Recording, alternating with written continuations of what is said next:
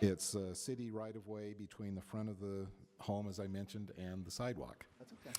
And with that, I will turn it over to Molly. Thank you, Brian. So Brian gave a good introduction to this project. It is a request to close a portion of East Hillside Avenue where it borders the Rubens property located at 239 Northeast Capitol Street. There's a little confusion with some of the addressing because this particular property has multiple addresses. This is kind of the aerial view of most of the property. It has a curious history in that it was originally two properties with two separate homes that in the late 80s were combined to be one home, but still retained multiple addresses. And at that time, when you can see the white roof portion, that's the connecting piece. Believe at that time, or even before that time, a wall which partially acts as a retaining wall, and two outbuildings were constructed, kind of little sheds, essentially in the front yard along East Hillside. And you can see the yellow represents where the existing property line is. The red outlined area represents the approximately 2,000 square foot area of the partial street vacation. Yes, council member. Thanks, Molly. So we can assume that that yellow line continues underneath the red line on Yes. the innermost. Yes, Part. Okay. exactly. Thank you. The home is situated very close to that actual property line. And I'm sure you've seen this more times than you can count, but it's a common misperception across the city that of where your actual property line is. In many cases across the city, you know, different neighborhoods, the property line is not at the back of the sidewalk. It is often inset in from that, and that's why we get into all of these issues with encroachments into the public right-of-way. This is a quick view of the front of the home. You can see there are kind of two pillars and a gate at the main entrance to the home. The wall is kind of covered, the lower part of the wall where it acts more as a retaining wall to the right or to the west is kind of covered in ivy. It looks pretty dark in this photo. And then to the left in the photo, or to the east, the wall is higher, and you can see that there's kind of two little roofs there of those two outbuildings that I mentioned. This is at kind of the eastern driveway and the wall with one of the outbuildings. This is kind of backing up. One of the challenges with this property is that their gas and electric utility meters are actually attached or connected to the wall and not the actual home, the actual structure, which is a fairly unique situation. We're not really sure how that all came to be. Here's the electric meters on the back side of that wall. I won't jump into what is a street vacation, but a street vacation is a permanent vacation of the land, whereas a closure is temporary. This is happening because the wall and the accessory structures are located within the public right-of-way, and they have existed there for decades. A typical solution is a lease agreement with the city and a payment of like an annual rental fee, if you will, for that land. However, the applicant, and in addition, the applicant wishes to keep the wall and building for security purposes. So the other option would be to remove the wall and outbuildings. In terms of public comment, we received a few public comments that this sets a negative precedent for similar conditions throughout the city, and we've also received kind of 50-50 support as long as it doesn't impact the pedestrian or traffic. And maybe the applicant can explain a little bit more their long-term vision for the property, but walking down the sidewalk, you wouldn't see any physical change if this were approved. The criteria that the council has identified for closing streets, in this case, I'm using closing and vacation interchangeably, that the council would not close streets when the action would deny all access to other property, that the city would obtain a fair market value for the land. There should be sufficient public policy reasons that justify the sale, and it should be sufficiently demonstrated by the applicant that the sale or closure will accomplish the stated public policy reasons, and that the public policy reasons outweigh alternatives to the closure of the street. Planning staff and planning commission did not find that there's any public policies that will be explicitly accomplished through this street vacation. However, it doesn't violate any public policies, and further, the city would benefit financially from the sale of the property to the applicant. And as such, the Planning Commission recommended approval. Anyone have any questions? Great questions, comments, Councilmember Johnston? Thank you very much. I'm not sure this is, well, it's a question that you may not be able to answer at this point, but any sense of how we get to this place where we have a building that is sort of encroached to on the public right of way, but actually has meters on a wall in the public right of way, and this happens over time and multiple decisions, I'm guessing, but Not so much the metering, and those don't typically, we don't typically find those off of the actual building. So that one is definitely a unique situation, at least in my research. And maybe the applicant can speak a little bit more to, she's done a fair amount of research into the history of this property, but it was owned by a Historic Landmark Commission member back in the 80s, and managed to make this whole transformation of these two properties and consolidate the lots into one property and then combine the two homes, all in a historic district, which today would be questionable at best. So there were definitely, there's definitely some sordid history on this Okay. on this property, and so I'm not really, and it's not really clear from the record going back that far as to how the wall and the outbuildings came to be. it just sounds like this is a one-off issue that somebody had some influence and pulled some strings to get some things done that doesn't necessarily talk to any previous policies or processes we've had. That is highly likely, Okay. yes. All right. Councilmember Mendenhall? Thanks, Mr. Chair. So, Molly, I think that in looking at the poll from our city's urban design element that says decline to vacate streets, alleys, and other public right-of-ways unless it's demonstrated that the vacation will result in a public benefit is something we come to evaluate with every application for a vacation. And yet, I think that is a bit black and white and fails to capture that there are some messy situations in zoning all over the city and how it got there and when it arrived at a messy place is a story in and of itself, I'm sure, with every one of these properties. So really here we're being asked to make an exception to this policy, which is a policy, isn't it? Mhm.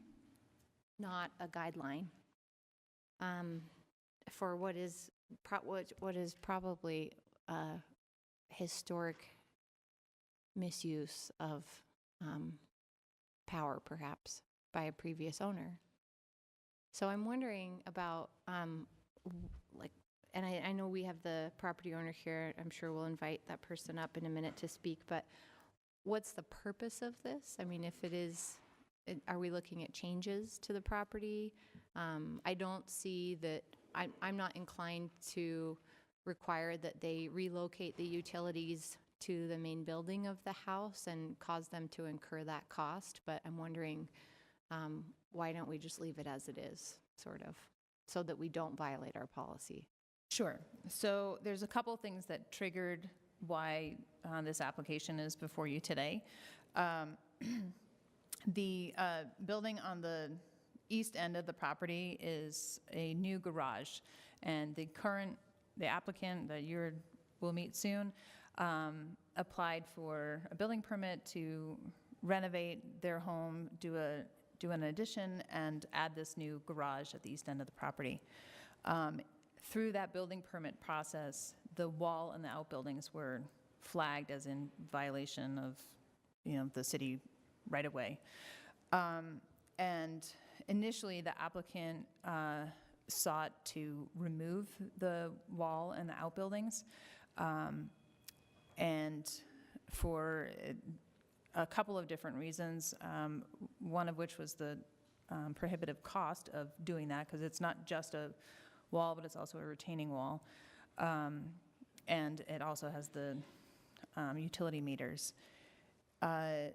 They were also concerned about security, in and around their property, especially with their home being so close to their property line, or so close to the street, that they wanted to keep the wall and the gate for their own security reasons. But that's kind of what triggered them seeking a street vacation instead of a lease agreement. Their idea was that they want to kind of right the wrong, and their solution was to seek a street vacation as opposed to enter into a lease agreement with the city. I should also mention that the right-of-way here is 66 feet wide, which is fairly wide for a residential street with a limited amount of vehicular traffic on it. And you can see just barely beneath where it says 111, there's a black line, and that is the property line on the other side of the street.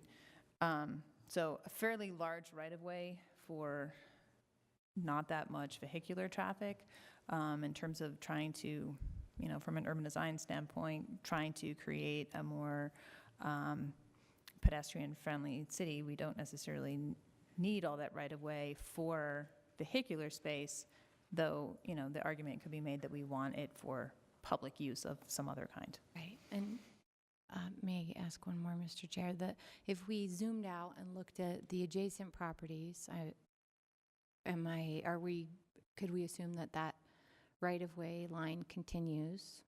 I'm trying to get my directions right. West, and that we would be making a significant shift in the right-of-way with So the there's- adjacent properties. I understand what you're asking. The property immediately to the west is on the corner of State Street and East Hillside. So there's only At two one property to corners. the west, and the right-of-way on the west side of State Street is narrower. I can't remember exactly what it is, but I want to say it's closer to like 55 feet on the west side. So just this small block is strangely wider between State Street and East Capitol Street.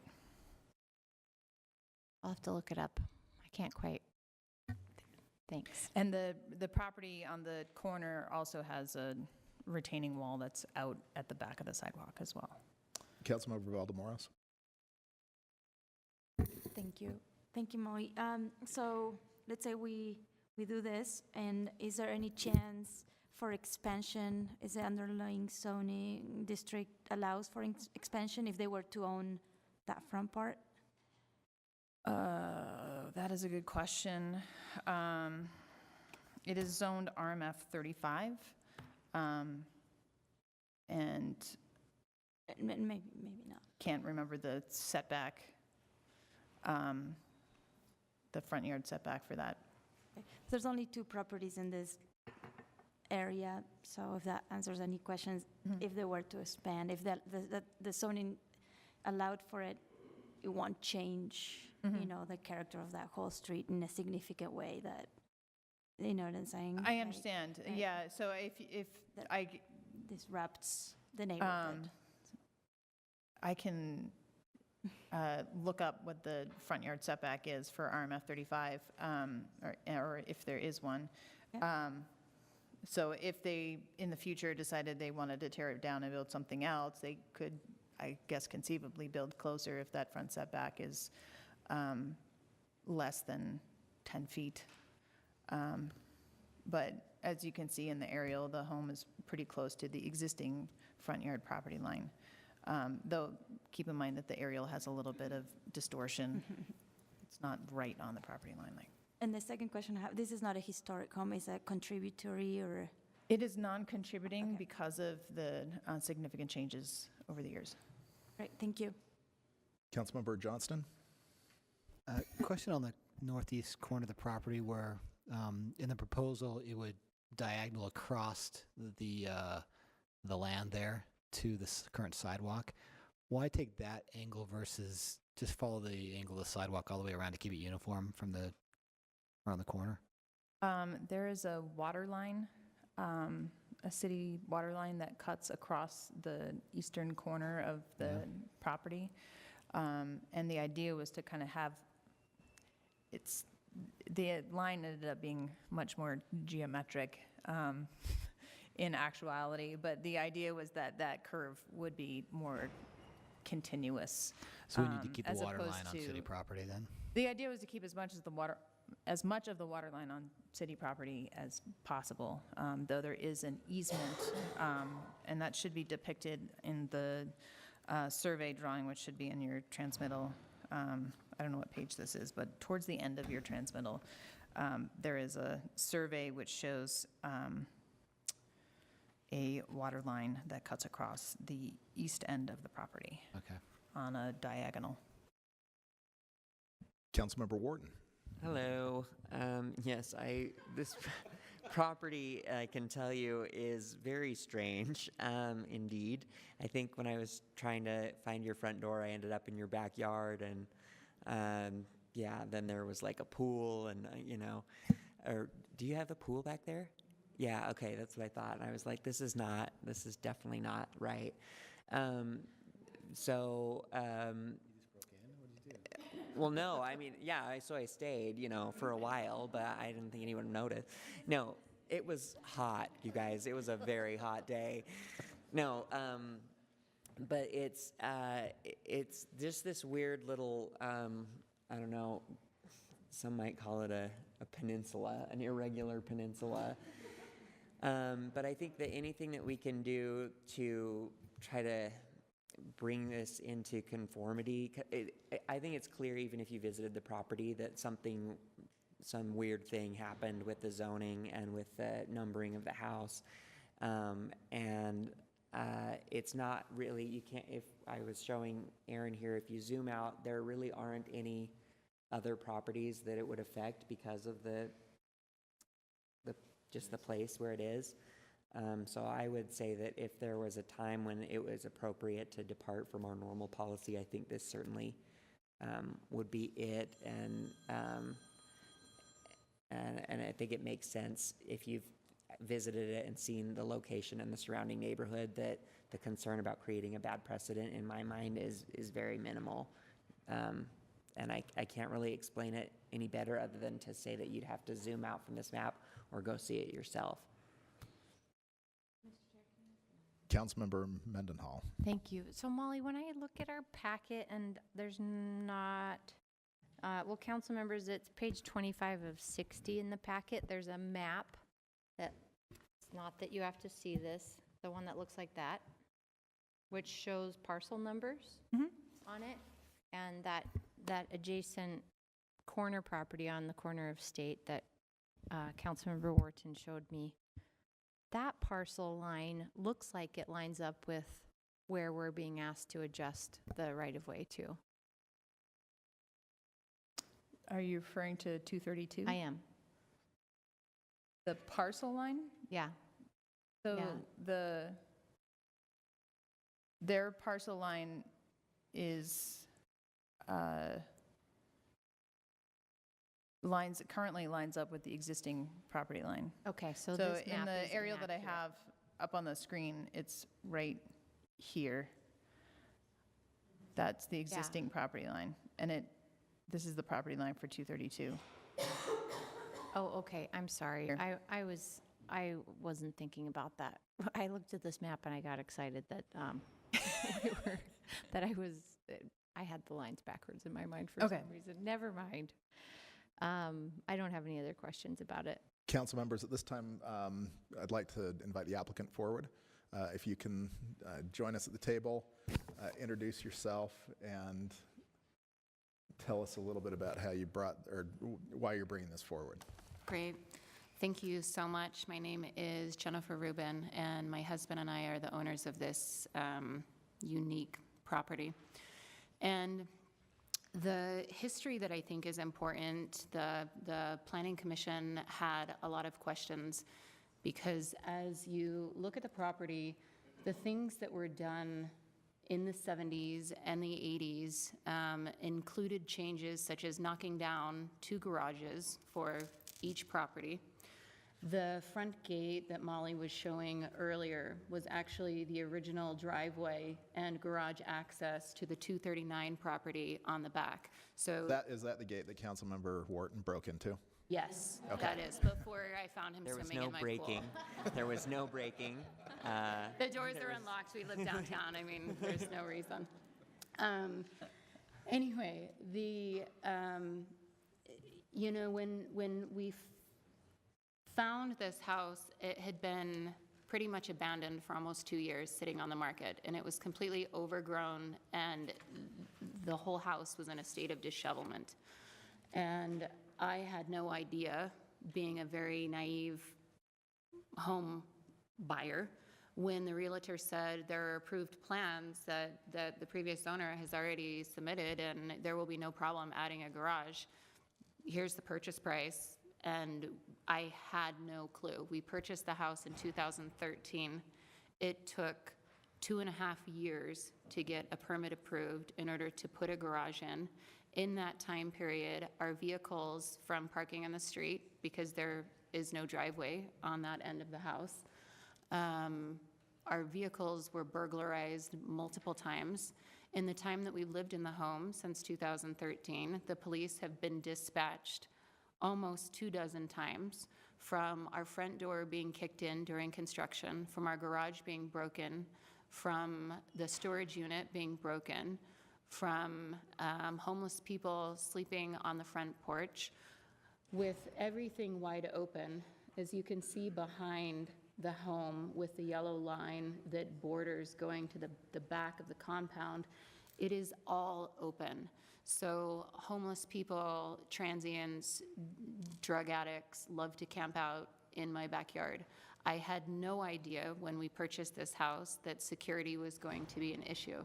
I had no idea until I started researching the property history after I got notification from, I think it was the zoning commission, that we were in violation of the wall. I had no idea how the wall got there. I had no idea when we purchased the property that there were actually 4 water meters and 3 power meters, and they are located all over the properties. In the 70s, the east portion of the wall, as well as those structures, either in the late 70s or early 80s, before the homes were combined, those walls existed. The earliest photos, and I believe they're in your packet, it's an old school panoramic view that someone had taken and kind of, you know, taped them all together to give you an aerial shot. I have no idea when that original wall, which is part of the problem, was constructed, as well as those outbuildings. I don't know the timeline of that. The earliest photo I could find, again, was in the early 80s, and that wall existed. In 1987, the previous owner of the house, Tom Sieg, had submitted an application to combine the 2 homes, because when the house next to him went on the market, he purchased it. It was a classic Tudor-style house. He submitted an application to convert the Tudor style to a Spanish colonial style of house, a Spanish revival house. The application was originally denied. He appealed, and then it was approved. And it was approved, and the planning notes that I found going back, digging through the tax commission records and everywhere that I could find in this city that had historical data, I was there trying to understand how I managed to get myself in the position that I was in, thinking that our front yard was behind the wall that was there when we purchased the house. And in 1988, before the Planning and Zoning Committee, as well as the Historical Landmark Committee, the people on that committee noted their concern about the oddity of the length of the house, and they also noted the concern of the change in elevation, because there's a natural incline of the hill going east, and the suggested movement from the committee was, okay, we're going to approve this. You need to speak to the architectural committee, and in order for us to sign off on this, you need to elevate the elevation on the west side of the property so that it doesn't look odd, so that the house looks consistent, which is where the wall came in to hold that property up because of the recommendation from someone on the zoning or the planning committee.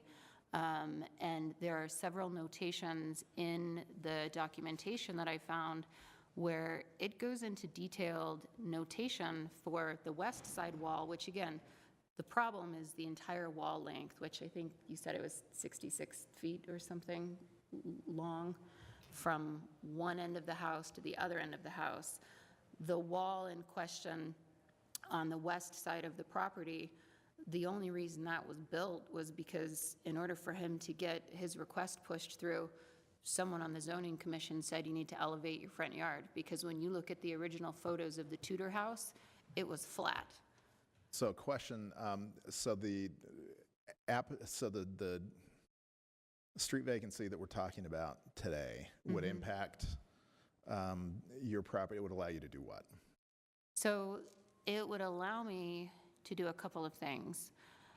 Based on the number of police activity and the fact that I don't feel safe in my own home, it will allow me to finally finish the landscaping. It will allow me to be able to restore some of the historical splendor of the house, which since we finished construction, I have not been able to do anything because I did not want to spend the money in the design of being able to, my house is an embarrassment to me. I cannot finish anything because half of my front yard is not mine. It belongs to the city. So with the landscaping, would that just be, I mean, would it be like soft landscaping? Would it be putting a fence up, a wall? So there's already the wall Okay. in, I wouldn't disturb any of disturb that. that. Like that, Okay. that has been there. It's important to me, and it was important to my husband when we bought the property. We love the Mediterranean look and feel of Spanish homes.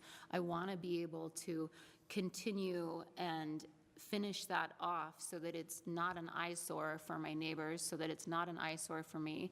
And I also want to prevent access from the side yard, which I understand why you were confused on accessing the house. It just invites riffraff because they're... There you go. There you go. You said it. But it's, I think we're ready to vote on this one. the house is so bizarre with so many entrances and so many, there are 4 physical street addresses. And being able to purchase the house, the reason that we didn't want to lease is because the property is weird. It's odd. We're going to have a hard enough time selling it than to try to explain to a potential buyer 10 years down the road, 5 years down the road when we decide to move, that not only do you have to pay a lot of money, because really it's 2 lots in one, but it's really 4 addresses. There's also a lease attached to the city that in the language of the lease, the city had carte blanche on changing terms, on changing rates, and I wanted to be able to have the property free and clear so that it was easy and concise for me being able to be congruent with finishing everything as well as when we want to sell. I didn't want to have to explain why there's a lease on the front yard. Okay, so council members, we're set to we're set to hold the public hearing on April 23rd. We'll set that date tonight. Do any of you have any other questions? I know that this is a unique application, one that hopefully would not set a precedent, for other things. But unfortunately, I think you're in a position where a lot of the issues that you're dealing with are issues that were done prior to you ever acquiring this home. So personally, I think that it makes sense at this point. It's unfortunate that we're in this position, but we are, and it's unfortunate that you're in the position, but you are, and hopefully this will allow you to finish the landscaping that needs to be done, not just for your property, but for the surrounding properties as well. So great. If there are no further questions, thank you for coming today, and then thank you for your presentation. Thank you so much for hearing it. The next item on our agenda is Aaron Mendenhall's favorite item, which is an ordinance for off-leash dog areas ordinance amendments.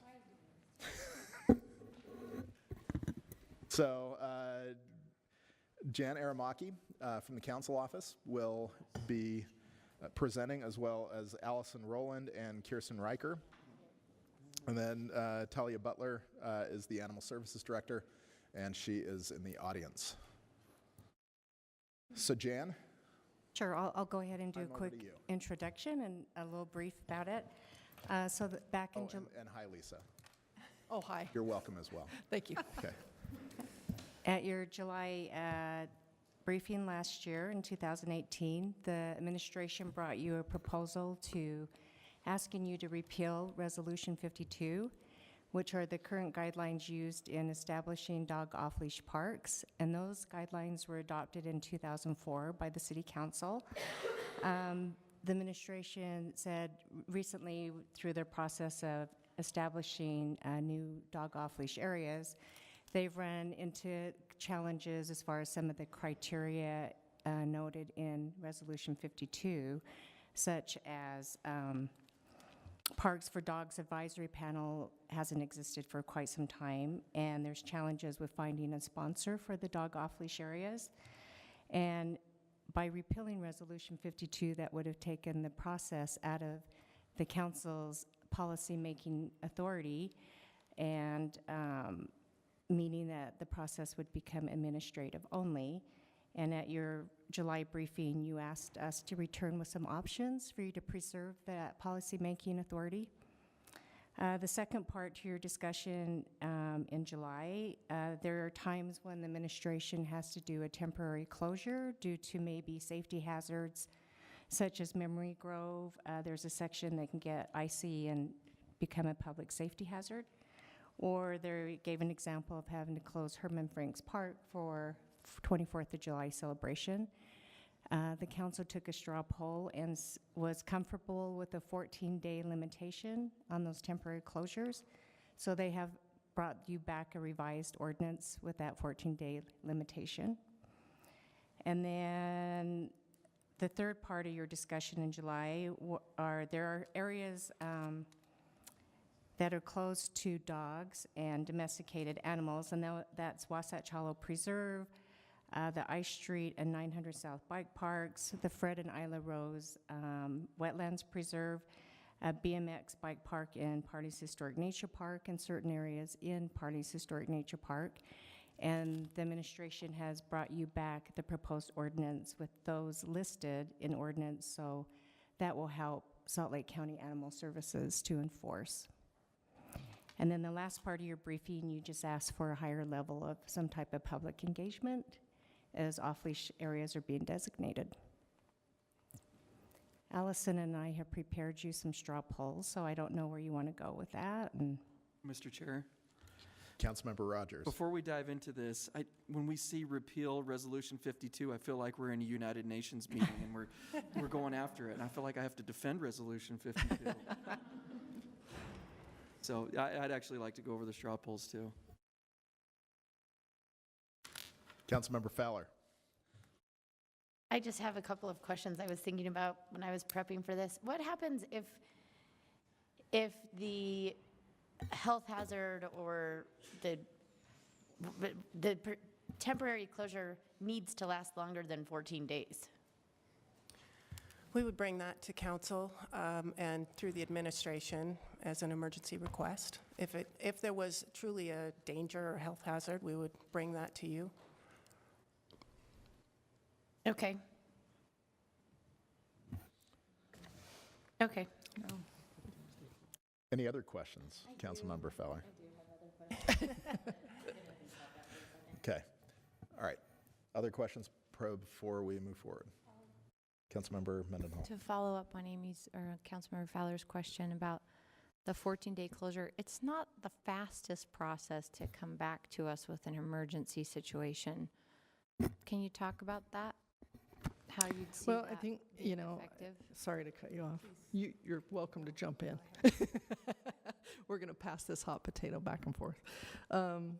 I think that what we're trying to respond to is the council's desire to have a say in these so that it's not entirely administrative. And I think that's appropriate. I think that that's right. And even though the process is not very efficient in terms of time, I think that in order for us to have that kind of communication back and forth with this body, we have to allow that to occur. And I think that it's important for us to note that the reason that we're coming back to the council with this resolution is that we're actually encountering issues in creating dog parks because of the rules established in Resolution 52. We're finding that in order to expand the dog park, the needed dog parks throughout our city, which we recognize, the need. And in fact, part of this update is to put 6 dog park areas, designated areas that we have put into temporary service. They have exceeded their 1-year trial period, and we want to actually memorialize those 6 areas into city code. And so, all of this is an effort to help us kind of cut through the bureaucracy and get to the point where we can administratively create these areas, much like we do with any other needed parks amenity, right? So we don't have a Resolution 53 when we want to create a baseball field, for example, right? So it's becoming a little bit cumbersome because we've never been able to establish the Parks for Dogs Advisory Council that was supposed to be sort of a cooperative agreement between citizens and the city. That never worked out. We've never been able to find required sponsor agreements for these off-leash areas where they were going to voluntarily fill the dog bags and clean up things and, do all of the outreach. And then there's no direction that we have when recommended areas by citizens don't have, maybe they're not feasible for financial or other reasons, environmental reasons, right? So there's no direction. Resolution 52 doesn't give us any direction when those issues come to light. And so we're actually trying to make it easier for us to establish dog parks throughout the city, but we recognize that the council wants to have a say in that. And so understanding that it is sometimes cumbersome and time-consuming to come back, that's what we're left with. Can I also respond to your request? As Lisa was talking, I was thinking about this, that we can close a city park if it's unsafe. What can't happen is it's not a law. So in ordinance, it becomes a law, and they can cite people for breaking that law. So if we closed an area because it was unsafe, we could do that. It just wouldn't be an ordinance that it's closed. Right. Yeah. So I guess maybe what I'm thinking about is to Councilmember Mendenhall's point of it being a bit somewhat difficult, I think, if there was an emergency situation where you needed to close it longer, and then we're kind of, if there's language perhaps that we could put in the ordinance that would say something along the lines of up to 30 days, but the least amount of time necessary for the city or the Parks Department to address whatever the issue is, so that 30 days at least gives you time that if we're coming up and saying, we might need more than 30 days, at least there's a little bit more time than 2 weeks to try to get in front of us to say there's this emergency thing that we need to deal with, right? And I don't know if that is possible. I'm throwing this out there before you jump in, Allison, sorry. But the other thing I was thinking about when I was reading this is the 1 year and the 30 days. Like it says, you know, there's one idea of coming back in 30 days and to the council. I'm looking at page at the very beginning. Hold, please.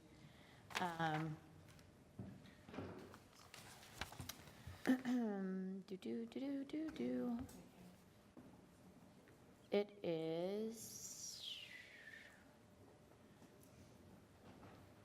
yeah, this adopting a contingency that would require the administration to provide 30 days for the city council to object to any designation on an off-leash area. It's number 2 as our policy questions on page 3.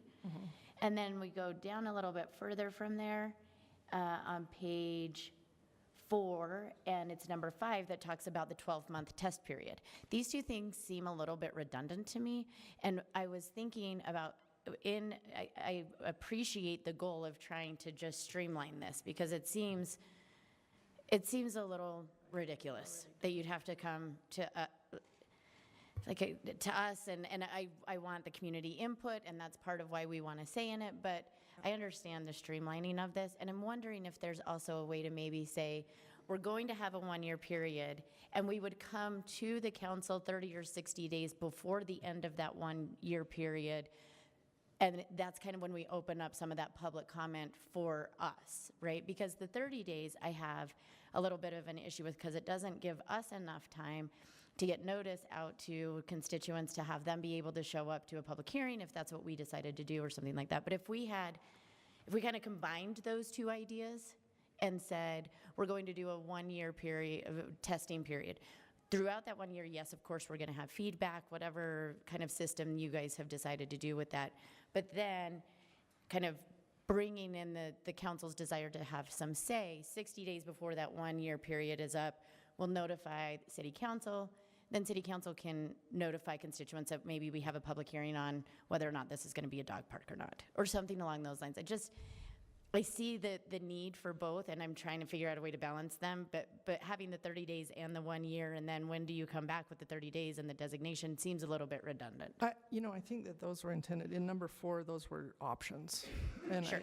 I think A and B were 2 separate options. I don't think it's a both.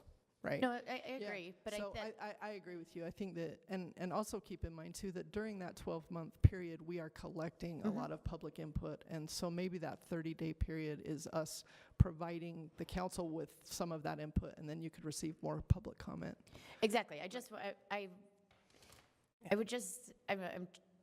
really trying to streamline it, because it does seem silly to come to us every time there's an idea to have a dog park if you've already received the input. That said, I think it's necessary that we allow that input and have some sort of, because they can be somewhat divisive, right? And so. And the timing is tough. I mean, quite Right. honestly, it was July when we talked about this last, and now we're finally coming back to you, right? Right. So even a 60-day period can be tough for us to get on your calendar prior to the ending of that 1-year period, and it might be longer than that. But But That's at least okay. we'd have somewhat Yeah. of a process in Yeah. line, or something along That's fine. those lines, Yeah. right? we'd Some support ideas. I'm just throwing stuff No. out there. We'd support that.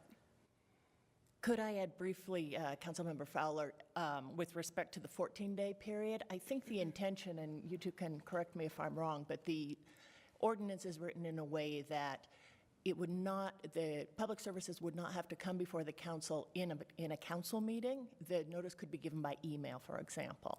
And so the idea with that is it's a little more flexible. They're not stuck by not being able to get on an agenda.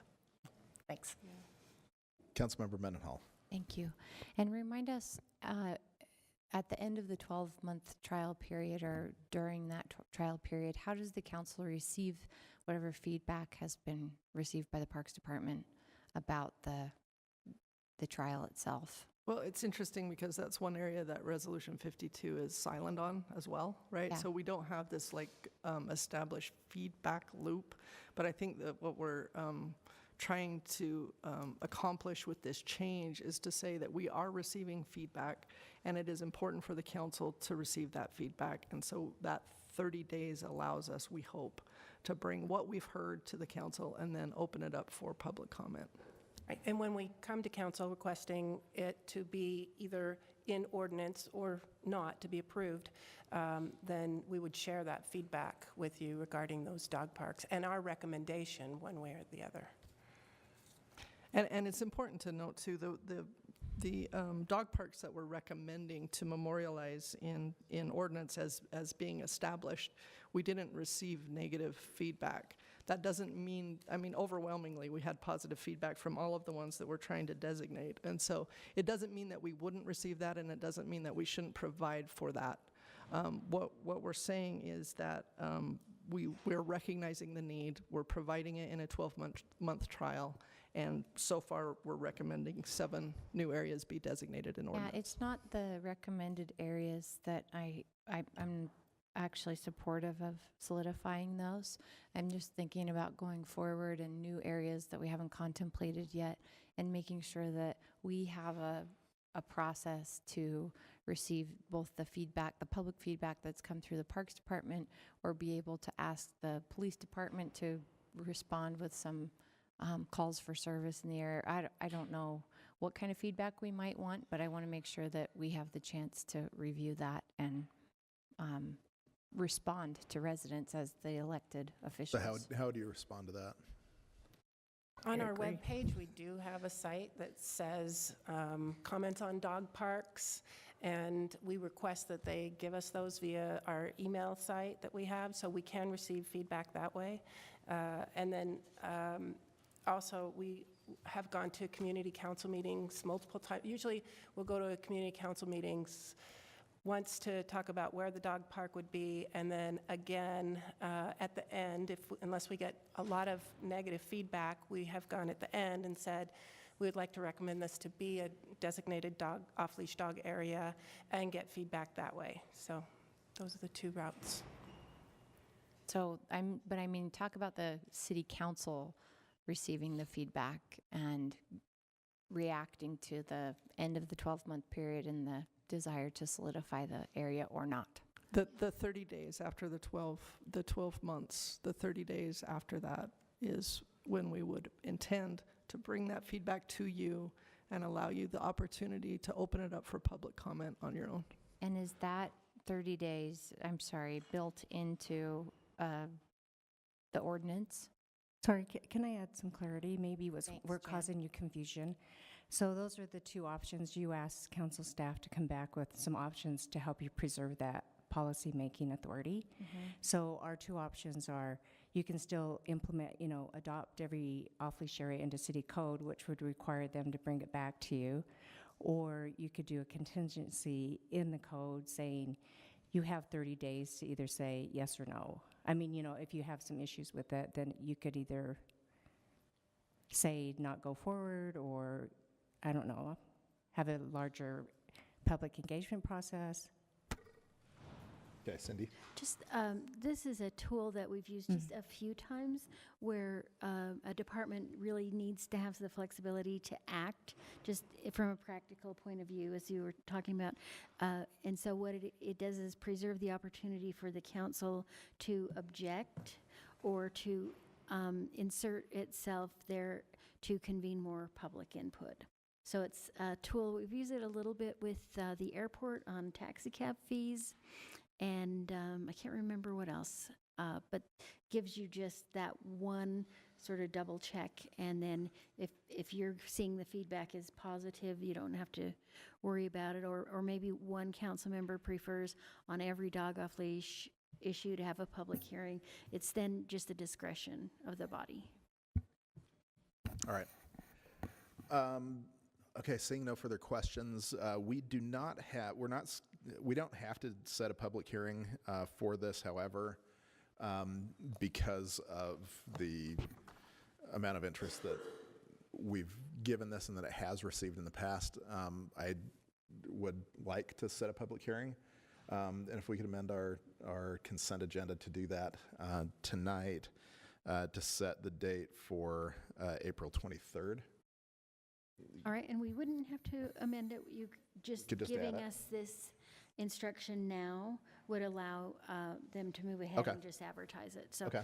So if the council's okay with that, we'll schedule a public hearing for April 23rd and publicly notice that. And then once that's done, we would be able to tentatively take action on May 7th. Any questions, concerns with that? Okay. Thank you all for your work. Thank you.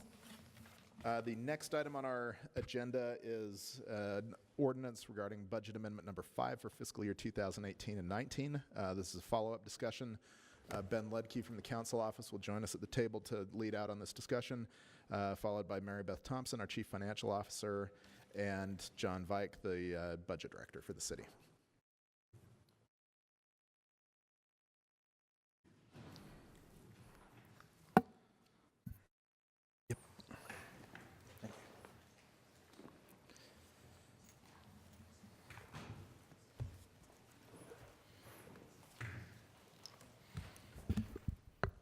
This is a follow-up briefing. The council is holding a public hearing on the budget amendment this evening, and potential action is scheduled for April 23rd. At the last briefing, we will pick it up at item A6. This is a request for just over $252,000 for projected deficits for the fiscal year in parks and public lands, specific to water and electricity budgets. The $252,000 is split, $114,000 for electricity and almost $138,000 for water. This situation has occurred in recent years as well. However, in those years, the Public Services Department was able to shift funds from other divisions and programs to cover the shortfall. They report this is not possible this fiscal year. The problems are related to fiscal year 2016 ESCO contracts, and I just want to note that this is separate from the Gulf ESCO, which is item D6 in this budget amendment. There are 3 or 4 ESCOs that the city has. Question on those. Are we having the same issues on those ESCOs that we're having with Gulf? Yes, we're having the same issues that we're having with Gulf. All right. Well, that wasn't the question or the answer I was hoping for, but it's the answer that I figured I was going to get. So, actually, with the water ESCOs, we are having the same issues. The lighting ESCOs are more favorable than the water ESCOs. Okay. Thank you. I'm being told that is not true. That is not true. Okay. The only ESCO I think that is actually working is the Steiner. If we can have Lisa come up, she can help us with it. But I believe Steiner ESCO is the only ESCO that we're actually is working at this point in time. Okay. Thank you. Okay, go ahead. Go ahead. The Department of Public Services mentions that part of the difficulty is that there have been annual rate increases of 3 to 4%, but their budget has not seen corresponding increases, which is pinching the amount of money and how far it can go. There have also been installations of more accurate water meters by public utilities. The administration looked at potentially refinancing the ESCO debt. However, there will be no significant reduction in the interest rate, so those efforts are not being pursued at this time. There are a couple policy questions for the council to consider about whether the administration has any plans to use this tool in the future, as well as how to budget for these uncertain utility costs in the next fiscal year budget, especially since hot, dry summers or more extreme swings in the climate appear to be the new normal. Okay, before you move forward, on the ESCO, going back to that, council members, I would like to schedule some time for a more in-depth briefing on all of the ESCOs that we have, and just to hear what our options are, what the time frame is on them, and what can be done to improve those, because until we figure that out, we're going to be having this same discussion over and over Mr. Chair, again. is that a closed-door meeting that you're looking at? No, I mean, at this point, I think we can. I think let's just, if the council's okay, let's add. Let's have staff work on a briefing at a future but soon date. Councilmember Mendenhall. Yeah, I think that's a great idea, and I'd really be curious to see if maybe even through National League of Cities, if there's some resources for cities experiencing similar disappointments with ESCO funds. I kind of doubt we're the only ones here, and I'd like to see how other cities are handling those leaks in the system. Great. Okay, so if everyone's okay with that, Cindy, well, if we can schedule that for sooner rather than later, that'd be great. We don't need to straw poll that for you, do we? Okay. All right, Ben. The council addressed item A7 at the last briefing. This is the new position at the airport. Unanimous straw poll authorized early hire approval. The next item is A8, and this is related to the census coordinator position that the council authorized in the fiscal year 19 annual budget. The administration is requesting that the position originally envisioned as a contract position instead be added to the staffing document as a regular full-time employee. And in attachment 3, you can see the job description. The administration reports that the county's complete count committee has already worked with the city, and that the census coordinator would also work with that county group and the Gardner Policy Institute and other city employees. One of the focuses would be developing public information and building community awareness for hard-to-count populations. The IMS department and GIS employees have already worked with the local update of census addresses called a LUCA. There are a couple rounds of LUCAs to make sure that the census addresses match what the city has on file, and there'll be additional rounds of that. But the first has already occurred, and IMS and GIS employees already facilitated the cross-referencing. There's also an update on the fully loaded cost of this position. It was $80,000 estimated in the annual budget, and the administration reports its new estimate is $87,822. Additional funding would not be needed this fiscal year, since the annual budget included the full $80,000 and the fiscal year is almost over. The slightly higher amount would be built into the fiscal year 2020 budget. Yep, Cindy. And we have worked with the mayor's office closely on this. The one thing I didn't think to ask before is, obviously $80,000, even though it's an $87,000 position per year, $80,000 is more than they'll need from now till the end of the year. So would it make sense? I know the $80,000 is already there, but if the council wanted to, they could just back out some of that money and put it into fund balance or something, right? They could. That's correct. Thank you, Cindy. If there are no other questions, that takes us to item A9. This is a request for $37,000 from fund balance for a engineering study and water analysis of the Warm Springs Historic Plunge Site. There are two areas of study. $25,000 would go to the structural evaluation, and $12,000 would go for the water analysis, which would look at the water quality, the flow, how many springs, and the existing infrastructure, as well as the feasibility of turning back on to reactivate the swimming pools.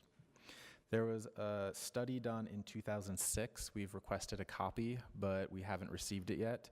And at the time that the staff report was published, the study scope was not available. Questions to this item? I have a question. Has the study been supplied to us yet, the scope? I have not received the full scope. We received a partial scope on the water side, but I didn't get the go-ahead if it's public information to include in the public packet. But I'm going to send it to the council, and same when we get the engineering scope. Councilmember Wharton. Question, I was just readying myself to respond to what James was going to say. Oh, what was I going to say? Well, I don't know. You made a little noise. Oh, you do know that they closed the plunge because of typhus, right? Well, I think reasonable people can disagree about yeah, why that was typhus and why or whether that was a contributing factor. Yeah, my And question. how long ago was that, Councilman? Oh, I'm sure. My uncle and my dad used to swim there naked, but you know. Well, I think we're gonna probably add some health code things in the event. I really do have a real question on this. Okay, before you do that, James, I'm going to go to Cindy first, so everyone can. Just, let's everyone think about your questions first. Okay. A quick question to follow that. If we've not received the information, but it's been requested, can we ask the administration if there's a problem or a legal issue, or if it's just a matter of logistics? We've had a few of these lately, so we're just trying to catch each one and find out if we're asking incorrectly or something.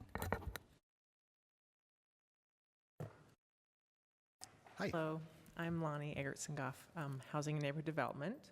Real Estate Services is within our division, and Dan Rip would be here at the table if he were not in San Diego right now.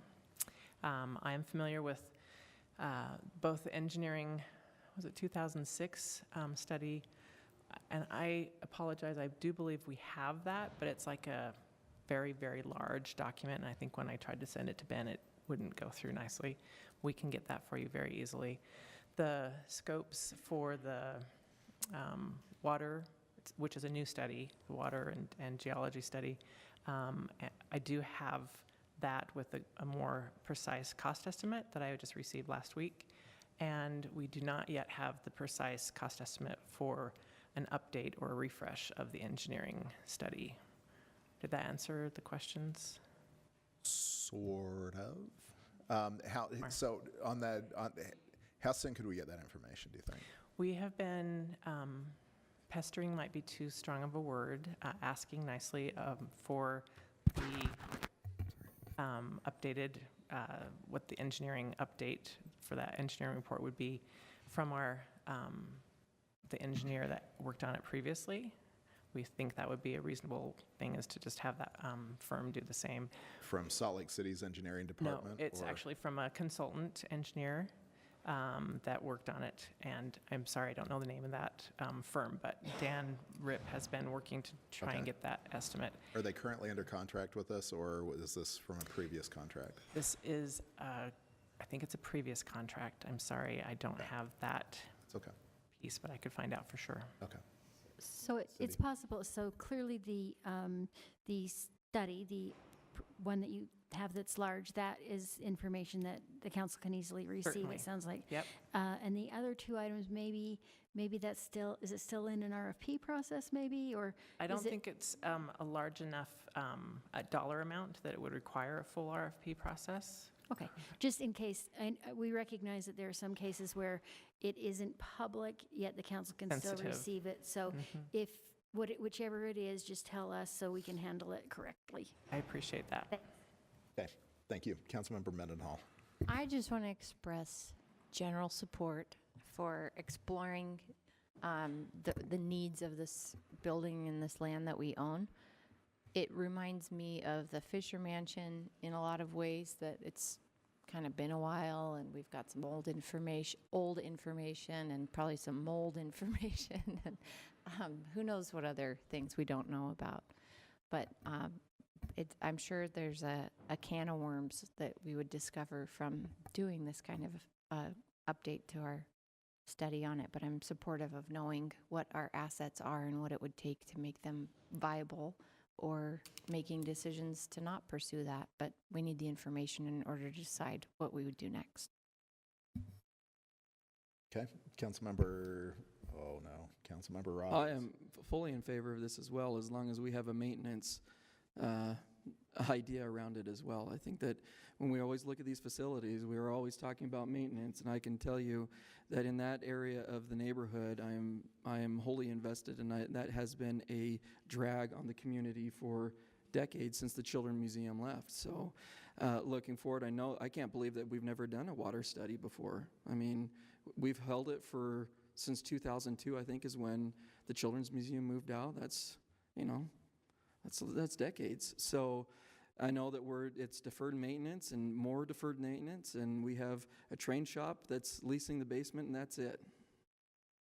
To that point, Councilmember, I thank you for bringing up the maintenance piece, because that is something I think we need to address on every application and every department that is watching this for any future issues that come before the council. This is something that that I will be asking, and other council members will also be asking, what the maintenance plan is going to be, what the long-term funding options are going to be.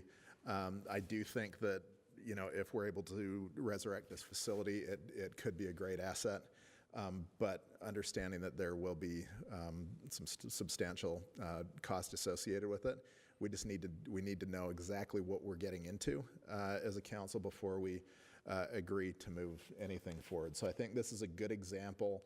I don't necessarily just want to single out this one issue, but it's an issue that we've been dealing with a lot regularly, and that's the question of maintenance and ongoing funding. And so, if we can work on a plan, or if we can work to include that in this plan and this proposal coming forward, I think it would be a good precedent to set for future funding options as well. So, Mr. Chair, my follow-up to that, your statement, is also in regards to the water treatment. That we know how much they're going to tell us how much the equipment's going to cost, but the ongoing maintenance of that treatment, and you're looking at tens of millions of dollars, I think, in structurally retrofitting that building and making it sound enough that you can actually use it for something. Councilmember Wharton. I would just say that I share those maintenance concerns, and I've been really upfront about that with interest groups in District 3 that want to see this turned into something, but that this is a project that has I would say a very impressive amount of community support, and a lot of work has already gone into trying to address those questions, and so I hope that in coming back and answering that you will look to Warm Springs Alliance and some of the other community members who put in so much time to try to make sure that we can put something in place that we can afford long term and that could actually be self-sustaining. So. And to build on that point, Councilmember, I think that the Warm Springs Alliance has done a really good job and have put in a lot of time. I think one of the other things that we ought to be looking at for these types of proposals as well is what sort of a private funding option there are to help supplement what public money we would be appropriating to it. So I know that has the potential of being more complex, but with a project that has the history of the Warm Springs and the costs that it will take not only to get it back online but to operate efficiently and safely, it's not going to be cheap. And so I think that it's something that because of that broad community interest, we ought to be looking at all funding options. So, other questions about this? Okay. Oh, Councilmember Valdemoras. This is so nice that they have created a nonprofit group, and this is an opportunity also for them to figure out what other funding mechanisms or grants or whatever it is out there for nonprofits for this type of activity, and really, come back with some fundings as well so that we can leverage. And I'm always thinking about leverage and how these nonprofits operate and how we can help them, but we want them to help themselves as well. So I guess those are my comments. So I'm with you guys. It's a nice project. Great, thank you. Ben? That's it for the new items. There are a couple housekeeping items and council added items. Item D4 is the portion of the election expenses related to the streets reconstruction bond that can be recovered once the city issues the bonds. It's $91,546. And there's a policy question about when that first bond issuance might be. As a reminder, the communications during the lead up to the vote said that design would begin in 2019 and the first construction would be in 2020. At the last briefing, the administration mentioned the first issuance of the bond would be later this calendar year. Great. Questions about that? Okay. The next item I wanted to point out is E5. This is one of the county grants from the Regional Transportation Choice Fund from the increased sales tax at the county level. And I'm pointing it out because there's an adjustment from what was included. It currently lists $4.8 million, but it will be decreased $2 million. This is because that $2 million is going to South Salt Lake. And so instead of having the city be a pass-through, it'll just go directly to the other city. Questions about this? The next one is item G5, and this is $150,000 that's related to Green Bike, and it has been pulled pending an opportunity for the council to receive a briefing and discussion with Green Bike. And then there is one council added item. This is a housekeeping item following up from last summer. The RDA Central Business District contributed $90,000 to the Pioneer Park Central Lawn redevelopment, and the plan was to have the CIP cost overrun account reimburse the Central Business District. This is the last piece in that transaction to have the CIP cost overrun account give the $90,000 to the CBD. There is another option. You could choose to reimburse the RDA with parks impact fees. But the original intent was from the CIP cost overrun account. Great. Questions, comments about that? And those are the only council added items I'm aware of, unless there are new ones. Yeah, so I do have a question about the tuition reimbursement program, just kind of where we are. What's the status of the funding of the tuition reimbursement program? Is it something that things are looking good on for this year? So currently, I just got numbers through March, like within the last hour, and the general fund's tuition reimbursement, the budget is $200,000, and our grand total right now is $180,492.49. So we only have about $19,507 for the remainder of the year. I don't believe this is going to be enough to cover for the remainder of the year. Okay, the remainder of the fiscal year? Okay. For the next quarter, for the last quarter, for the fourth quarter, I don't think that 19,000. The average has been has been 60,164 on a per quarter basis. So if I only have 19,000, I'm short about $40,000 between. But the last quarter is always a bigger quarter because you have May in there as well, right? So if you're going to a traditional school, it's going to be a little bit larger. And I believe last year that quarter was around 90,000. Okay. So what would you say that, why is there such a discrepancy? I just think that people are using it more. I think that which is good. We've promoted it more. I know that your public safety areas are using it more, promoting it more. It's interesting because if I looked at all the other departments, they are fairly low as far as tuition reimbursement is concerned. So all your other enterprise and internal service funds, general fund is a heavy user of the tuition reimbursement program. So I think that, we have expanded it twice and we've increased the budget twice, and I think that it's just being used more. So Mary Beth, what number would you think we would need to look at to get us through this final quarter of the fiscal year? I think you need an additional $70,000. Okay.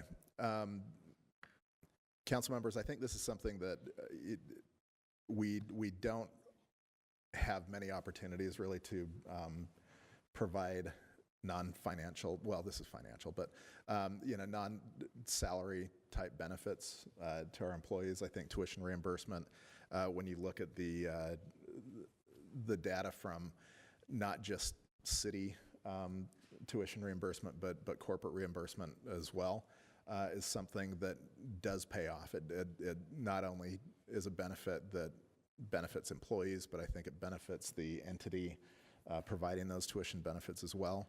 I would be fully supportive. I'd look to the council to see if the council would also support adding the $70,000 necessary for this remaining piece. And then when we start our budget process, that we look at potentially expanding that program or at least changing some of those numbers, just because I do think that it is a positive tool to help with employee retention. Any concerns or comments about that? Councilmember Johnston. I agree in theory. I just, do we have any data on that at all that says the bang for the buck sort of thing and retention of employees, or the metrics we're trying to get about how this helps the city? I would bet that Julio has something. I don't know. I would assume I so, suspect yeah. Julio has something. I will tell you that, you know, you make a commitment. So if you take the tuition reimbursement, you make a commitment. So when you get reimbursed, you have to stay a year or pay it back to the city. Yeah. So there's a commitment to every single tuition reimbursement. You know, Sure. I received tuition reimbursement when I was going to school, so Yeah, I'm I'm still generally- here. I'm generally For now. supportive, especially I'm in joking. this case. I just, if we could get that as attachment to this, it'd be helpful. Yes, Okay. That's we'll all. work on that. Councilmember Mendenhall. Okay. Well, let me do this. If we can straw poll it, we don't need to straw poll on whether we fund it, but just let's straw poll adding that to the to this budget amendment, the $70,000, pending data from HR. Mr. Does that Chair, work? I just want to disclose that I currently apply for and usually receive tuition reimbursement.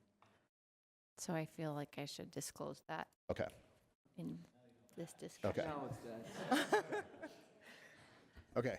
Or does that proposal make sense? So that the straw poll would be adding the $70,000 number to this budget amendment pending tuition reimbursement data from HR for the next meeting. Thumbs up that we support that, thumb down that we oppose it. Okay, and that is unanimous. Okay. Can I, That's it for the budget Okay. amendment. Oh, yeah, Councilmember Mendenhall had I another. just wanted to, on item G6, the VAWA grant that the police department applied for and received, I'm wondering about, not for this budget amendment, obviously, but to have a discussion, and if this means a small group meeting, I would love to do that, about the opportunity that we could explore around applying for VAWA funding, which Jen Covino, who presented to us last week, told us there's $497 million federal dollars coming available this year for that fund.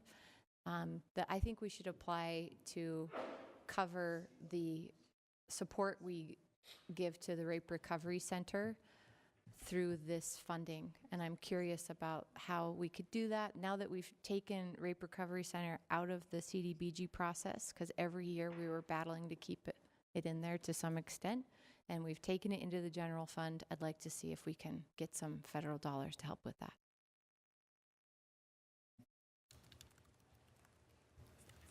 Okay, thank you all. You okay? I'm All right. good. Thank you.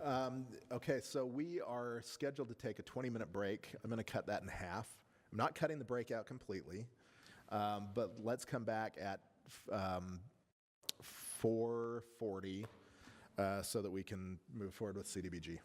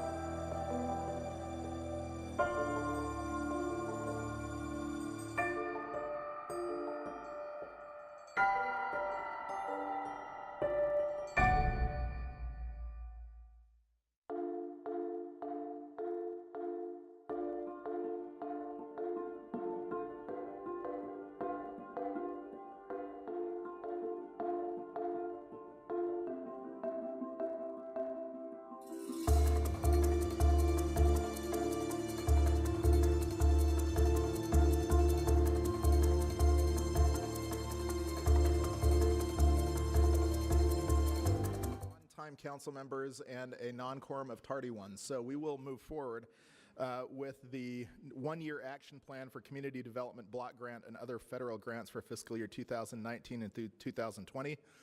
Ben Ledke will lead this discussion for us. And then Jennifer Schumann, the HAND Policy Director, is also here and will join us as well. Mr. Chair, I'm sorry, Ben, I have a disclosure to Councilmember make. Valdemar-Ramos. I would like to make a disclosure. I have been employed in the past by NeighborWorks Salt Lake, which is one of the applicants in this proposal. Great, thank you. And Mr. Other Chair, disclosures? Councilmember Johnston? Yes. I currently work for Volunteers of America Utah, who has applied for ESG funding this year. I will be recusing myself from the vote and anything else that would be a conflict during the discussions. Okay, and Ben? and I also have a disclosure while we're on the disclosure train. My partner works for one of the organizations that's applying for ESG funding. He's not the applicant, but he does work for the organization that's applying for the funding. Okay.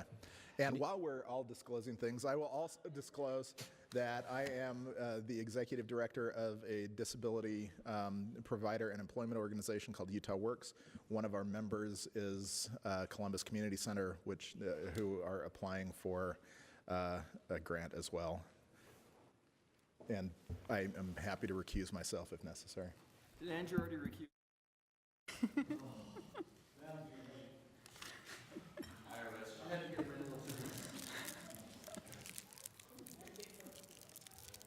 Okay, if no one else has anything else to disclose, we'll turn the time over to Ben. Okay. The council held the required public hearing on March 26th for applicants to come and give their public comment about their applications. This is the first briefing, and a second briefing is scheduled for next week at April 9th. The council is scheduled to take potential action on April 23rd. The deadline for the council to take action is May 1st. This is the 5th year under the 5-year consolidated plan.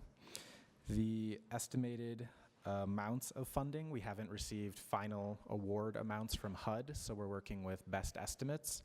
The estimates of the available funding compared to the requests, as shown on the screen in the corner, significantly outstrip supply 2 to 1. So the amount of funding we have available total across the 4 grants is just under $6.5 million, and the requested funding is over $13.3 million.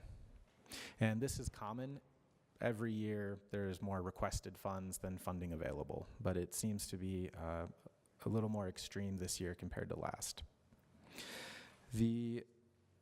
2 years ago, the administration set a minimum funding level for applications.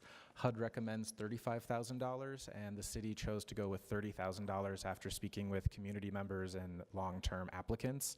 This is a balance between wanting to make sure that the time and the effort put into these applications result in a real public benefit, because it does take a lot of money and effort to go through this process, and the $30,000 is the balancing point.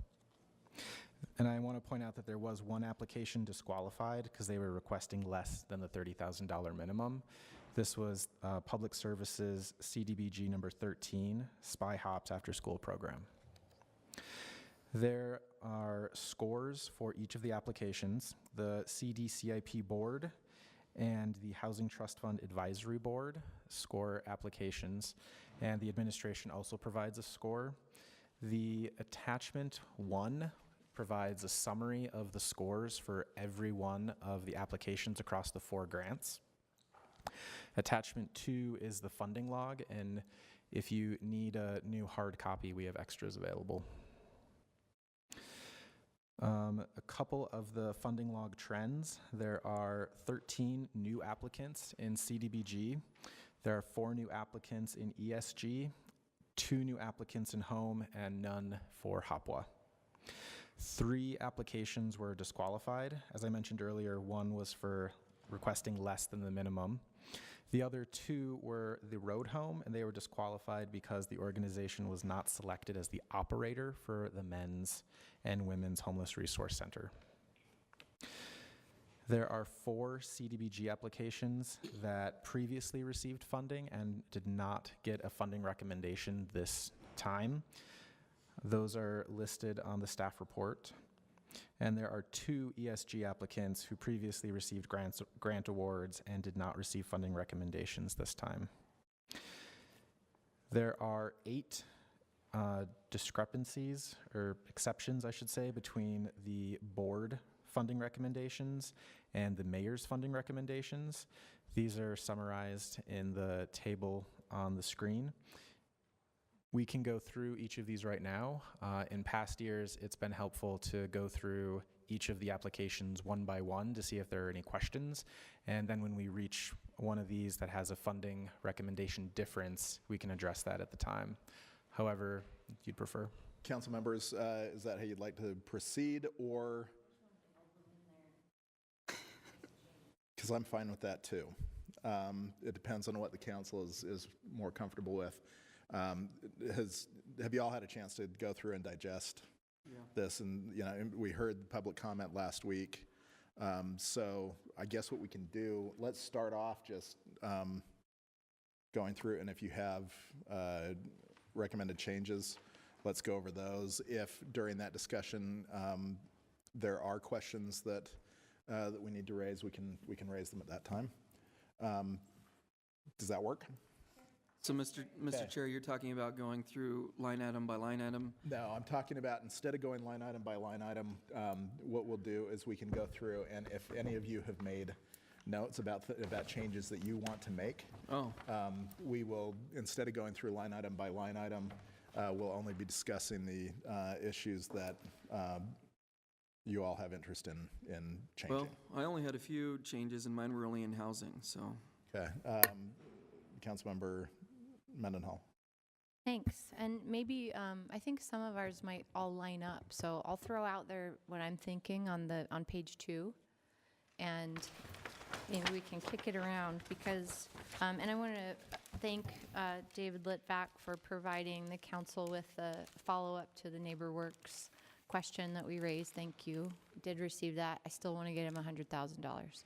So with that in mind, I am proposing that we take $20,000 from line 1, the assist program, which would take that down to $355,000, which is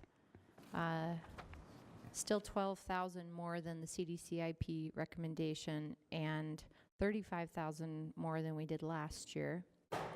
So we'll take, if we take 20 from there and move down to line 6, and I'm looking to take $25,000 from that 1.321 recommendation, taking that to 1.301 and change. Did you say 35,000? I said 25. 25, thank you.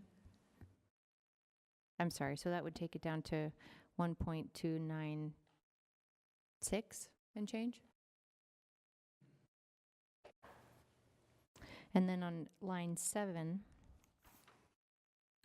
I propose that we take $55,000 from that allocation, bring it down to $495, which again is quite a bit more than the CDCIP recommendation. So between the 55, 25, and 20, we could put $100,000 towards line 5.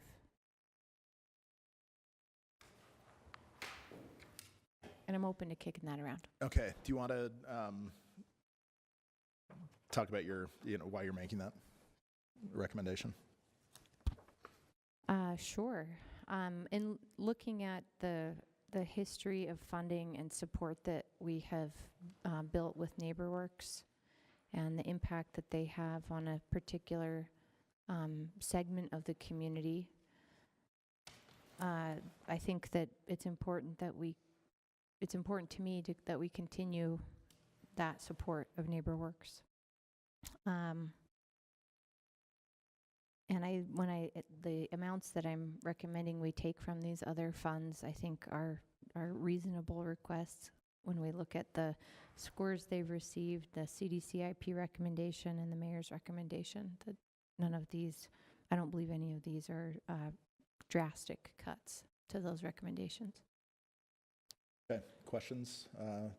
Well, I just would, my funding was a little bit different than Councilmember Mendenhall's to make that happen. Mine didn't touch assist. It actually just pulled from Salt Lake City Housing and Neighborhood Development Division.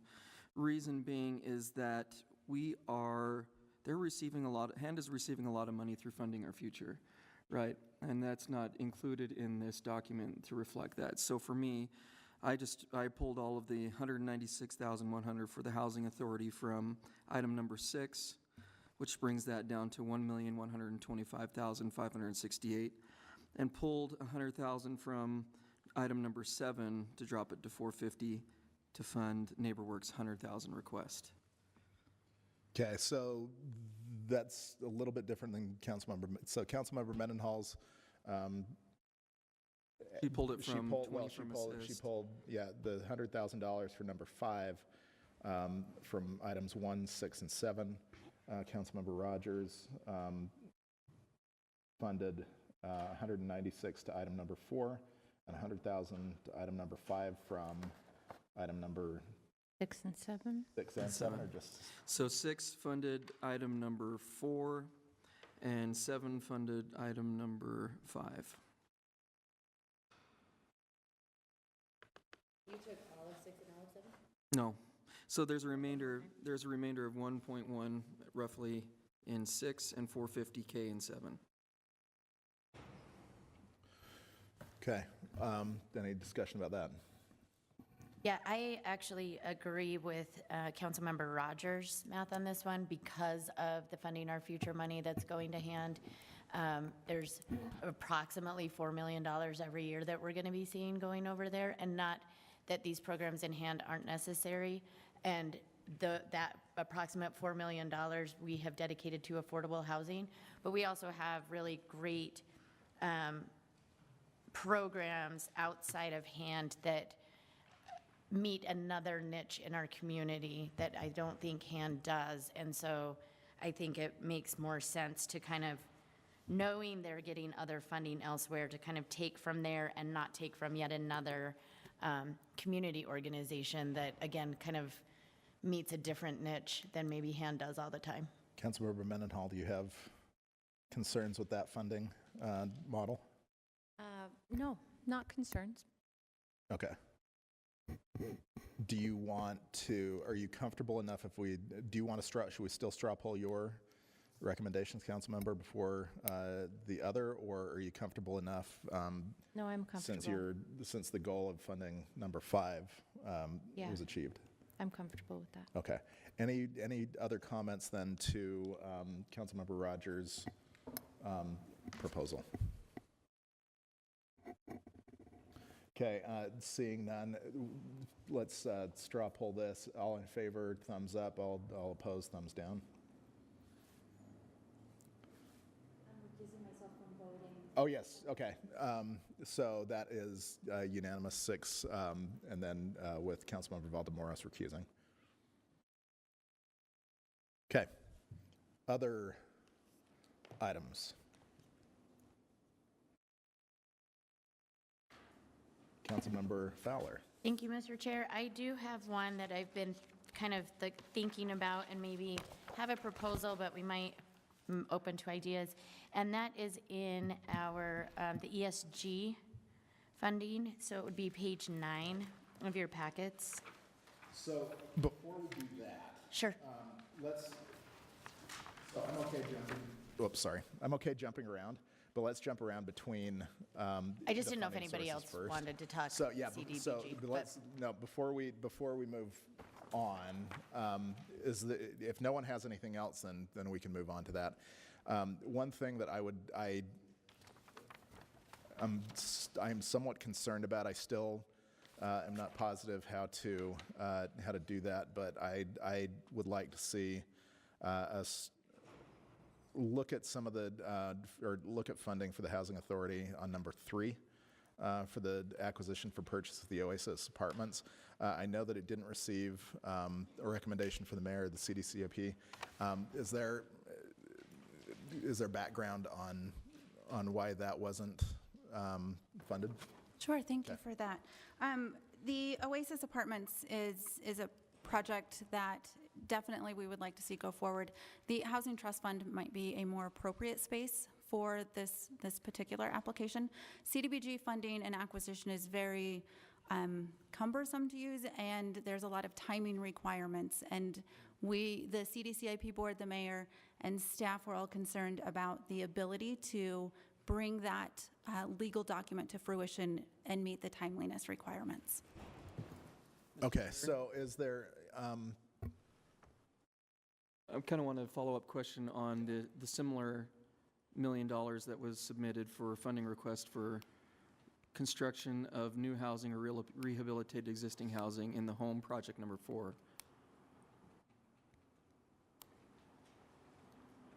I'm sorry, which number? So if you look at number 6, our staff notes, or maybe it's not our staff notes, in blue, it says applicant also submitted $1 million home funding request for similar program to construct new housing or rehabilitate existing housing or acquire property. This application to be limited to a single housing development. Sure. As we look at CDBG and home and we look to leverage those appropriately, the application in the home grant will be utilized in the community, right, for multiple applications can come to that funding source.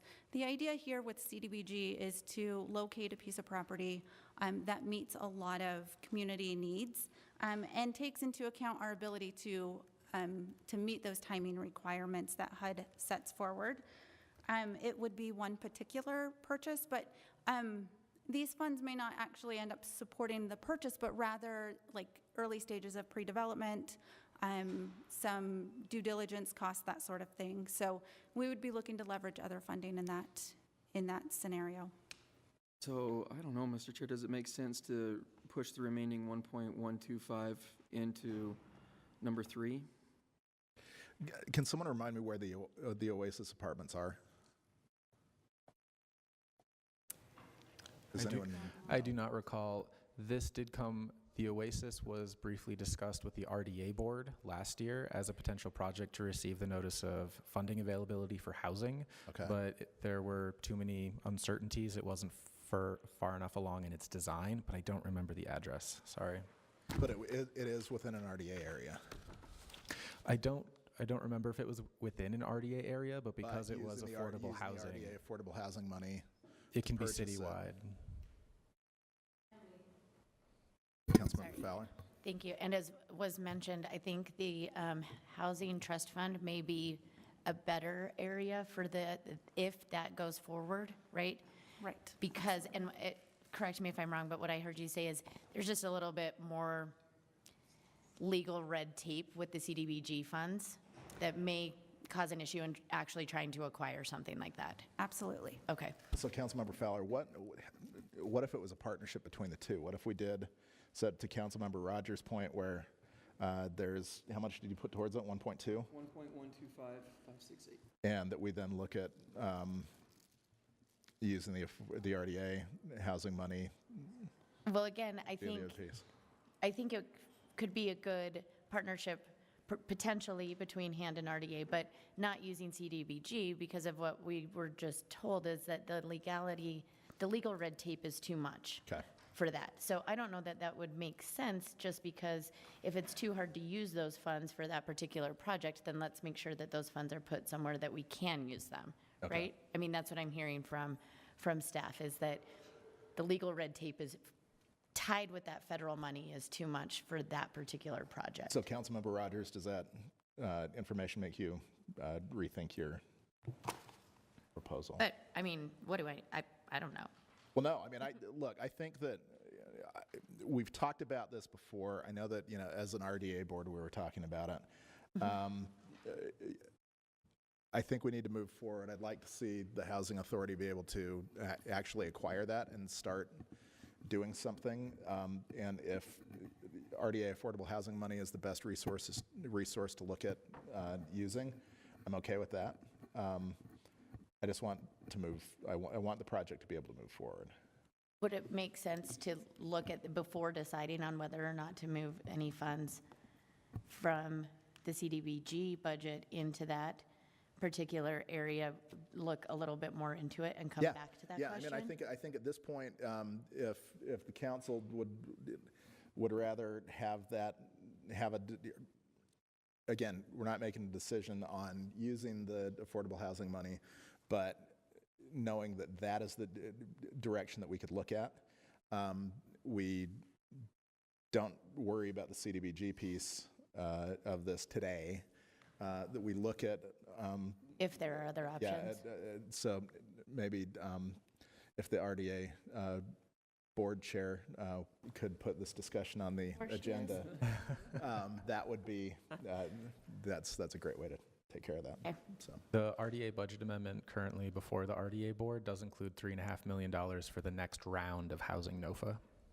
Actually, I think it's 5, isn't it? A total of 5? Yeah, it's a total of 5. Is it 5? Okay. Looking back at the transmittal for the RDA, the Oasis address was listed as confidential. I think they were under negotiations at the time for option to purchase or another contract. Okay. Great. Okay. So, are there any other items in CDBG that the council wanted to adjust before moving forward with Councilmember Fowler's? Did you also want to address the funding differences within CDBG between the board and the mayor before moving on? Yes. So the first is housing number 1, the assist. There's a $32,000 difference between the board and the mayor. The mayor recommended $32,000 more. And I don't know if hand staff want to give additional context on why there's the discrepancy. I'm happy to. Thank you. The Assist has done a really great job over the last few years under new leadership at utilizing all the funds that we do provide. Previous leadership would leave $40,000, $50,000, $60,000 on the table at the end of the year, and so their number kind of ticked down in terms of what they were recommended for and then what they were ultimately awarded. We are now in the space where they are fully utilizing 100% of the CDBG funding that they are being awarded. And they are able to do so typically by about this time every year. And so the mayor was interested in providing a few more funds to them to be able to continue doing more of the good work that they do. The next difference is housing number 1. This is the single multifamily development, and the mayor recommended $475,206 less than the board. And what was the justification there? In this application, actually in all of housing, the mayor really took a holistic look at all of the applications, and one of the ones that that she looked to address was number 7, which is our rehabilitation and our loan staff in housing and neighborhood development. And so as we look at that request, and the board did reduce their recommendation, right? It is relatively low comparative to years past. The mayor was looking at any funding that is not allocated to that line item that meets the staffing needs of that group has to be offset by general fund, right? And so thinking about federal funding and how we can utilize and maximize that without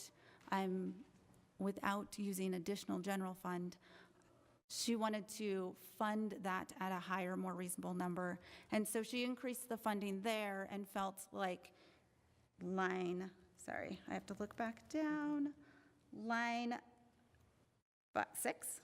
6 would be the easiest line to make the largest adjustment. It could absorb the largest amount. So that's why there is that 475 reduction in that line. And then you'll see that the other 3 increases equal out to that dollar amount. Okay, so who's doing the math right now with the changes that we've made to items 4 and 5? So item number 5 decreased $100,000 from item 7. Is that correct? So right now there are 2 changes that have been made. $196,000 from number 6 housing to number 4, and $100,000 from number 7 housing to number 5. So those are, So that's you're still fully spending the available amount. Okay, and that at least more closely aligns with what the CDCIP board did with item number 7, correct? Okay. Because of that, I would like to, I have one more idea that I'd like to throw out there before we move on. Based on what you were talking about with Assist and the work that we've been able to do there, I would actually like to increase that back up to the full $400,000 request and pull another $25,000 from item number 6, since you've said that that has the place where you can adjust things the most. Any concern or issue with that? Okay, let's straw poll. Go ahead, Councilmember Johnston. So as I understand it, on number 6 is one particular development. Is that accurate? It is one development, one multifamily. What's the effect of dropping, where would we be at after this proposal? 1.1 after this? What's the effect of dropping to that amount for that project? You know, it is, the intent of the funding is to really go into a lot of those pre-development costs, infrastructure costs, environmental review kind of costs. I think at 1.1 we can still make that happen. We may look to the administration to help support that in other ways, but we'd have to get creative, but it can still move forward. I'm confident that at 1.1 we can still move that project forward. Are you just saying that? What's that? Are you just saying that because you're sitting in front of us? No, no. No, I'm really committed to making sure that this happens. The reason I ask that is because this could, these are two different, in a lot of these two different housing needs. They don't sort of overlap that much depending on who this micro-unit apartment is based on. Is it not permanent supportive housing though? It is not permanent supportive housing. Okay. All right. Well, if you're confident that way, then I can support the proposal. Yeah, and Councilmember Johnston, to your point, the only reason that I thought about making that is because of the acknowledgement of flexibility on that number. And if, you know, I wouldn't want to do anything that was going to stop the project. But at the same time, if there's, you know, if based on what you were talking about with Assist and the work that's being done there, and you know, that project really is unique. Not that these others aren't, but that's why I wanted to move that forward. So let's thumbs up that you support moving $25,000 additional from item number 6 to item number 1.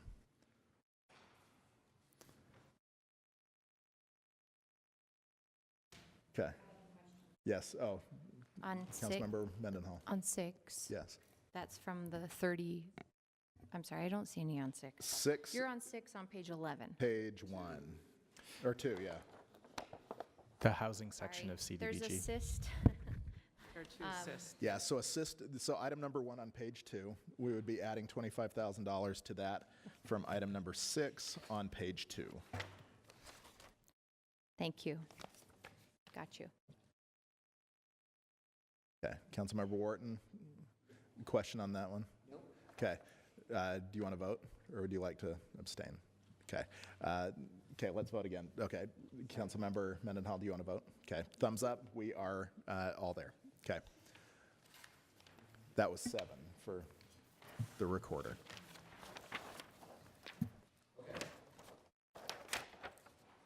Do you want to keep taking us through the differences between the administration and Yes. CDCIP? The next one is housing number 7. This is an application from HAND for the Housing Rehabilitation and First Time Homebuyer Program. The mayor recommended $111,000 over the board. Questions about that? Okay.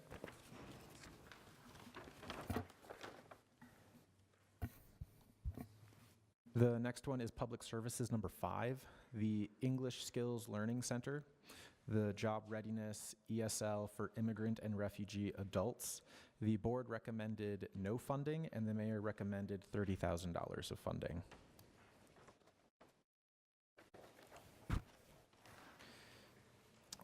Why, does anyone know why the board recommended no funding for that? Yeah, where are we, Ben? Page 4, number 5. Thank you. So this application is in the public services category, which is limited to 15% of the grant. It is the most competitive section of all of the grants, right? The application scored a little bit lower than some of the others, and simply enough, we just didn't have enough funding when you look at the highest scoring applications. And as we went down the list, and then there isn't enough funding to reach English Skills Learning Center. From the board's perspective, they don't have any issues with the application or their role in our community. It just is, it simply comes down to numbers. The mayor felt strongly about shifting funding from public services number 14, which is the in-between, and funding English Skills Learning Center because of how unique they are as you look at all the other applicants that are in that pool. So that's why there's that adjustment there. And to reiterate for the council, the public services section of CDBG is capped at 15% of the total award, and you are at 15%. So any additional funding for public services will need to come from another public services application.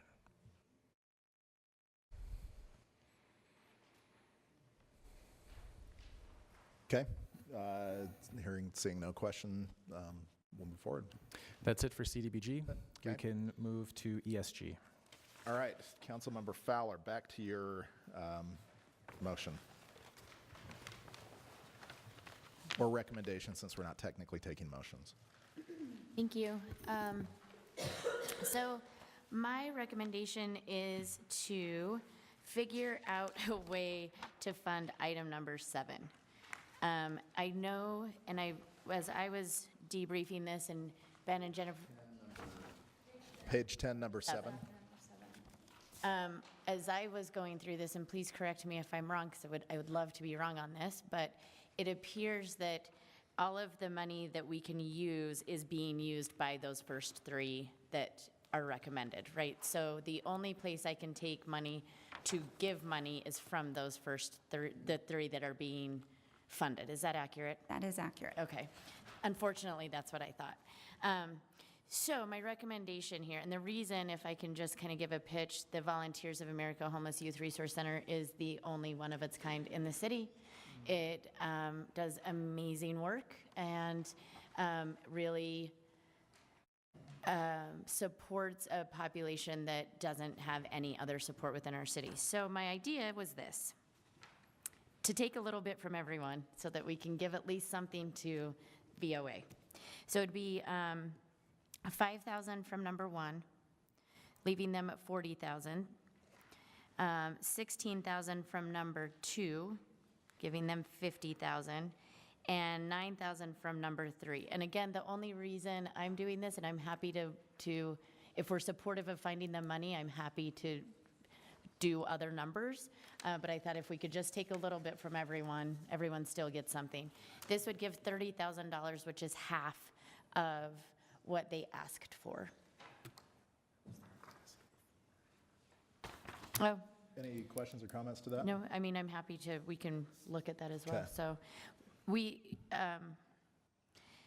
So like I said, I am happy to find numbers elsewhere. I know that Chris did some numbers himself, and so if we want to keep doing what we're doing, I'm happy to do that. I do. I mean, if we're looking at what we've historically contributed, I think going, giving to Volunteers of America every year and then giving nothing, whereas Catholic Community Services, we've traditionally funded we funded at $30,000 last year. They got an increase from $20,000 the year before. I would take $15,000. We didn't even fund We didn't fund last year. Oh, I'm sorry, we didn't fund last year. Yep. So we're back to restoring funding at 30,000. Take 15 from First Step House. I think that they do great work, but they're asking here for staff support, and the VOA is asking for operations. So I would take that down 16,000. And so they would have a total of 50,000. And then on the road home, their request was for 80. They have a number of requests throughout all this report. I would propose that we fund half of that at 40,000. Then we take 13,115 for a total of 44,115 for the VOA. Okay, so Councilmember Fowler's okay with that. 15 down 30. You had similar, okay, so you're good with it? Okay, so Councilmember Wharton, can you restate what numbers you're pulling from where? Yes. And do the line item and page number as well? Yes, I will. Thanks. So page number 9, line item number 1, take 15,000 from Catholic Community Services, leaving them with 30,000. Page 9, line item number 2, First Step House, take 16,000, leaving them with 50,000. And then page 9, number 3, the road home, take 13,115, leaving them with 40,000. And then adding those together would be 44,115 for the VOA.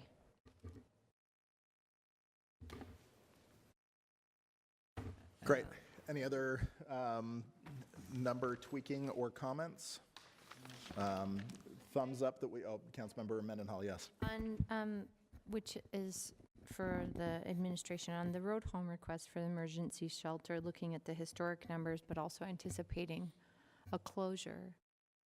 What kind of, and the emergency shelters, or the emergency shelter dollars, additional dollars, from, I think from our experience, being allocated or being used usually in the winter months specifically. Can you reflect on the need to remain in that upper end of the funding, given that it may not be open during the emergency shelter season? Sure, I'm happy to. Or correct me if I'm wrong, that it's not necessarily winter. This funding is for operations.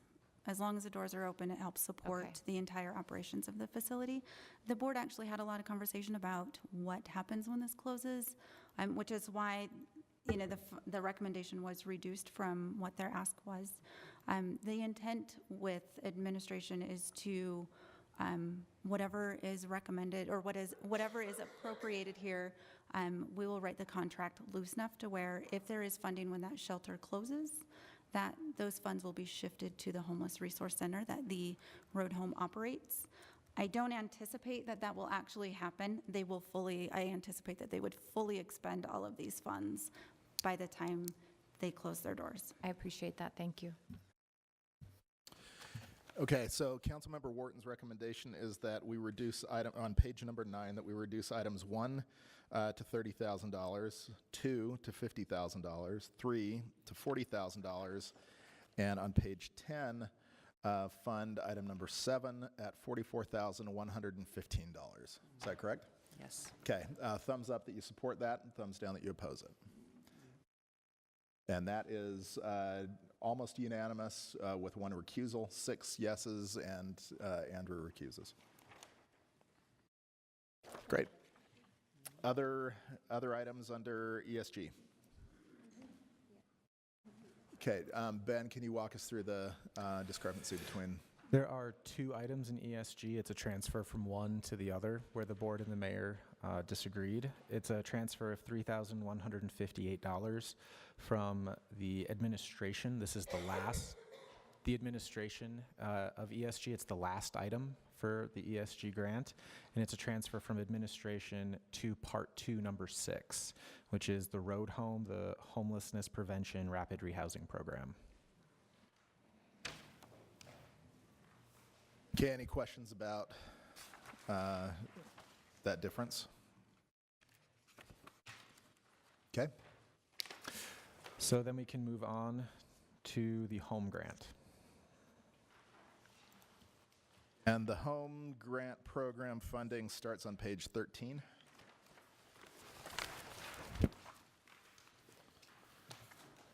Do any council members have recommended changes to the home program funding log? I don't hear or see anything. So Ben, do you want to talk about the differences between CIP and the mayor's recommendations? So there is only one discrepancy, and it's only $54. It is $54 less in number 4, the Home Development Fund. Councilmember Mendenhall. I wonder if other council members are curious about the lack of funding for Habitat for Humanity. And I mean, there's the Housing Authority, which we've funded some lack of requests already today for them. But we have a new request here just above it on line 5 of page 13 for 87, filling their request to the dollar. And I'm curious about, I'm curious about the public comment we received about a month ago from the director of Habitat. Here we see another lack of funding for the organization, and I'm curious about that. I wonder if you are curious about that, too. I was, and Councilmember Mendenhall, that I have a note here, and I want to ask about, and again, we're on page 13, and my question would be to hand, if, again, based on Councilmember Rogers' comments about funding our future, if we were to take $250,000 from item number 4, and move that to item number 6 to the Habitat for Humanity, what would that do to the grant? Do you have that same kind of flexibility that you did under CDBG? I'm going to ask Dave. David is like okay. chomping. Mr. Chair, if I could maybe first address at least part of the reason why there was not a recommendation on Habitat for Humanity or the $250,000. My understanding is that in order for the implementation of the project, the purchase of the 2-3 bedroom, they were also asking for a land write-down as a part of that. So it wasn't just the $250,000. Part of the application was also a land write-down, and that is why that was not recommended. Is that a problem, though? I mean, we do land write-downs often. I think that's a problem if we're talking about through this particular source of funding, tying that land write-down to this source of funding as well. So was there a piece of property identified that the city owned that they were looking for write-down? That I'm not aware of. No, we have not identified. Habitat in Hand have not been able to identify a piece of property that they would like to have that write down on. We are committed to continuing to figure out how we can work together. The Home Development Fund, line number 4, they can apply to once a project is identified, and as long as it meets the home requirements. There have been a couple of properties that we have been trying to explore with them. Federal funding has not been favorable to the locations that have been explored up to this point. I think we do have some opportunity, though, where we can work with Habitat, and I'm committed to continuing to see that through. Mr. Chair, I guess my follow-up would be also is to look to RDA, of course, because they seem to identify their properties a little bit quicker than we've gotten from Hand, and looking at those types of opportunities for land write-down. Councilmember Fowler. I do have a question, actually, a follow-up question. So, Did you have a response on the RDA No. piece? Mm-mm. Okay. Do you want me to respond to No, it? if you don't need to. Just agree. Danny loves when I spend his money, so it's great. I mean, I agree that there's probably some partnerships that we can do there. I still, though, am curious about why not. I mean, I recognize that there hasn't been any land found for Habitat for Humanity, but I guess I just don't understand why we don't put that money, like kind of earmark it almost, right, for them. I mean, give it to them and then decide. And if they, like legally, if we give them this money, I understand that their application stated that it would be contingent upon having a land write down, but we kind of already, as to Councilmember Mendenhall's point, okay, like it seems like we kind of do that a lot. And I don't know, I'm still wondering why we just don't fund them now. Councilmember Fowler, I have an idea to that, but I know that Councilmember Johnston had a question. Do you want me to say my idea before, or do you want me to wait? I think Jennifer may correct me if I I'm think he wrong. wants me to wait because he's just proceeding without answering. I think there's some details here. This particular funding is federal, and the city's on the hook to spend all of it down in a certain time frame, I believe. Or we get dinged and we may get less next time. So there's a time issue as well, get projects that are ready to go, I think. So I think in some cases, the scoring here on the right, it may be low because of technicalities like that make it hard to get a project going, so. From a historical context, if I could add a little bit more, we did allocate development funding to nonprofit partners. And what we were finding is that those funds were sitting unspent because it's very difficult in this housing market to actually use these funds. And so several years ago, we created the Home Development Fund as a pot of funding that our partners can come to once they've identified a project, we know it aligns with the regulations, and they can apply to it as gap funding is needed. And then we were able to get the funding out. And to that point, to that end, we've been able to allocate $1.5 million and realize 13 different units. It might be 17 units, actually, 17 units. Whereas in years past, we weren't able to do any of that. And so being able to have the Home Development Fund answered that need for timing, so thank you for bringing that up. And it is a space that we continue to battle with in terms of timing and if we were allocating to individual partners for development. So here's my idea, and it takes what you just said, and it doesn't necessarily change anything, but it also helps to move this forward a little bit. What if we were to today look at taking the $250,000 from number 4, moving it to number 6? We are not scheduled to take action on this until April 23rd, which gives a couple of weeks for you to work with Habitat for Humanity. And if they can make it work, then that recommendation would stick. And and what I mean by making it work, if you can figure out the land write-down question that Councilmember Mendenhall was talking about, if they're reasonably optimistic that they'll be able to spend the federal money the way that it's being appropriated here, great. If there are questions, then it just reverts. The recommendation reverts back to number 4, and Habitat for Humanity could apply later for access to that. Mr. Chair, Councilmember Mendenhall. are you saying then that we would, in our work session at the end of the month, be able to hear that? Yeah. Okay. Yeah. So if we could have a find out before, so we can add this to the and I'll look to Jennifer. So for the April 23rd agenda, let's have just a quick follow-up discussion on CDBG.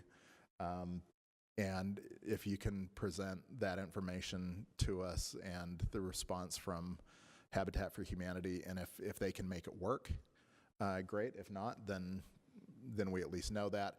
And that way we're not doing something that we can't undo. But it is also moving things along. I think I'd be supportive with the condition that we're very clear about the conditions. I think that's kind of a squishy thing to put in for 2 weeks. And I want to be very clear about why we would reverse that or go forward with it, if that makes sense. So, yeah. Yeah. And I think the conditions are, and this is probably going to be more Habitat for Humanity than HAND, because if Habitat for Humanity is concerned about those conditions, if they feel that they can't do it, and then they tell us that they can, and then we end up in a position next year, it's not going to be it's not the best business move for them to make. And so I would assume that they're going to be fairly conservative about their projections, and if they feel that they can conservatively move forward, then I would love to fund it. But I don't want to see money sitting, and if we do find that money is sitting, that would certainly weigh on any future requests that they come to us with. But I do want to at least provide that opportunity for them to come back and Mr. Chair? see what they think. Yeah. The RDA budget amendment that's currently open has a similar level of funding request to build a affordable housing single-family home on Arctic Court in West Capitol Hill. Okay. I don't know if the RDA would Also be interested. from Habitat for Humanity, or? I don't know if that's not separate? Habitat for Humanity, it's just the RDA, and the RDA currently owns the land. I don't know if that's a potential leveraging of multiple resources you would like the administration to consider. I would, yes.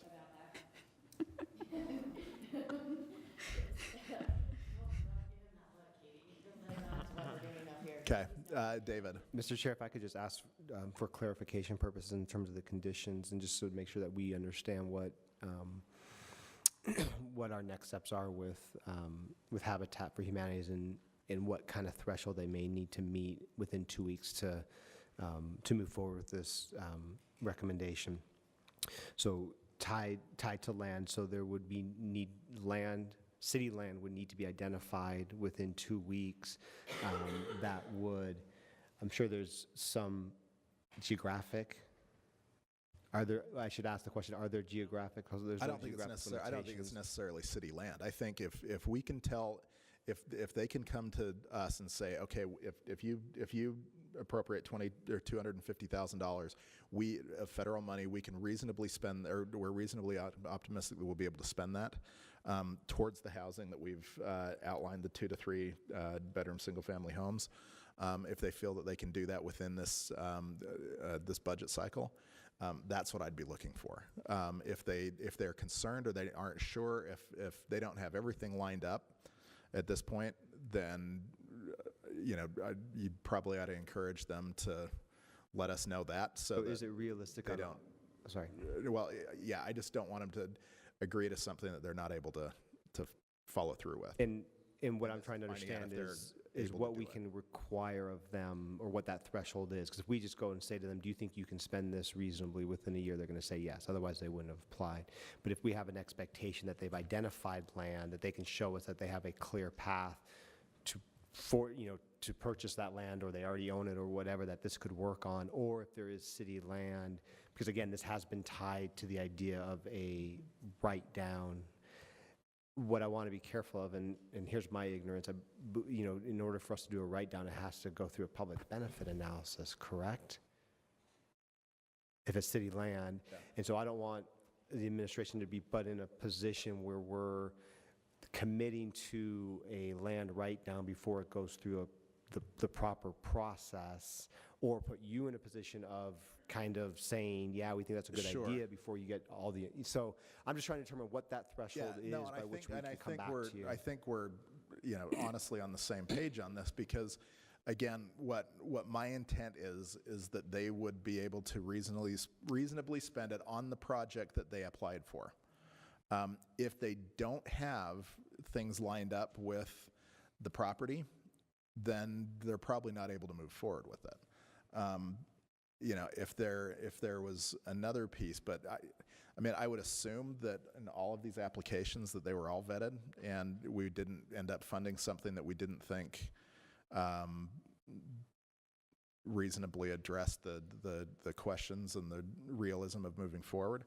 I just want to give them that opportunity, and if they're fully confident that they're going to be able to do that, then we're giving them that opportunity. We will engage with them, and then we'll report back. And then we will have just a follow-up, probably 15 minutes is all, on the work session agenda on the 23rd, just because we don't need to go through everything else unless there are other issues that y'all think of, in the couple weeks leading up to that. Does that, okay, so let's kind of straw poll temporarily pulling the 250,000 from number 4, moving it to number 6, based on the discussions that Hand and the administration will have with Habitat for Humanity, and we will make the final decision as to leaving those changes on or during our April 23rd work session. Thumbs up that we support that, thumbs down that we oppose it. Okay. And that is unanimous. Okay. Other items on the home program? If not, that takes us to the last grant, HOPWA. And there are no differences between the board and the mayor's funding recommendations for this grant. Okay. Any changes to or recommendations for HOPWA? I just wish they all looked like this. Wouldn't that be nice? Okay. Any other questions or policy questions that are in the staff report that anyone wants to ask before we move forward? Ben? In years past, the council's taken a straw poll to support the funding contingencies that were recommended by the CIP Advisory Board and the Housing Trust Fund Advisory Board. All of the awards that are being allocated are estimates, since we don't have final numbers from HUD. And so the advisory boards provided these funding contingencies. In past years, the council has agreed to those funding contingencies, but I just want to point out these are not confirmed dollar amounts yet, and so they may be more or less than what you're seeing on the funding log. And would staff like that straw poll, do you want to do that today, or do you want to do it on the 23rd? We can certainly do it on the 23rd if you want more time to look it over. Let's add that to the 23rd, just so that we can, if there's anything that changes, we wouldn't have to straw poll it if we find something else out. Okay. The latest update that we got today is that we should have numbers by the 23rd, so cross your fingers. Perfect. Perfect. Cross them, yes. Yeah. Cross your fingers for that, too. Okay. Mr. Chair, I did have Councilmember Johnston? policy question number 2 was of interest to me. Okay. It's about 4th Street Clinic and not getting funding. Is there funding intended elsewhere, perhaps? Maybe I'll take that, Councilmember Johnston. I know you can't probably say everything, but So if you recall last year, it was not recommended for CDBG funds because of concerns or challenge that the organization has had with reporting and follow through. And so the administration funded the request through general fund dollars. Preliminary right now, as we're putting together the mayor's budget recommendation right now, it is leaning towards not recommending those dollars because we're experiencing the same issues in terms of the 4th Street Clinic on that particular program, being able to spend those dollars and report as is required. there time to rectify that on their end, perhaps, do you think, or is it still? I will leave that to staff. Not that I would put you in in terms of difficult- maybe staff can talk about in terms of their experience with them so far. We've made a lot of strides to, because we recognize also that this is a very unique opportunity to serve a population that's not going to walk into a clinic and is heavily reliant upon our emergency services. So we've done a lot of work trying to engage the organization and have continued to struggle with that. We have pretty big concerns about reporting and accuracy of reporting, as well as spending. At the time meeting with the mayor's office, they hadn't spent any of their $40,000 that had been allocated, and they have just submitted their first reimbursement request, and we haven't fully vetted that yet. But it's been a challenge to work with them and get communication from them whenever we have questions. So it continues to be an issue. Okay. Thank you for that update, guys. Appreciate it. And Councilmember Johnston, again, that's one of those things that I think hopefully if there's any more information that comes prior to the 23rd, we can hear kind of an update on that.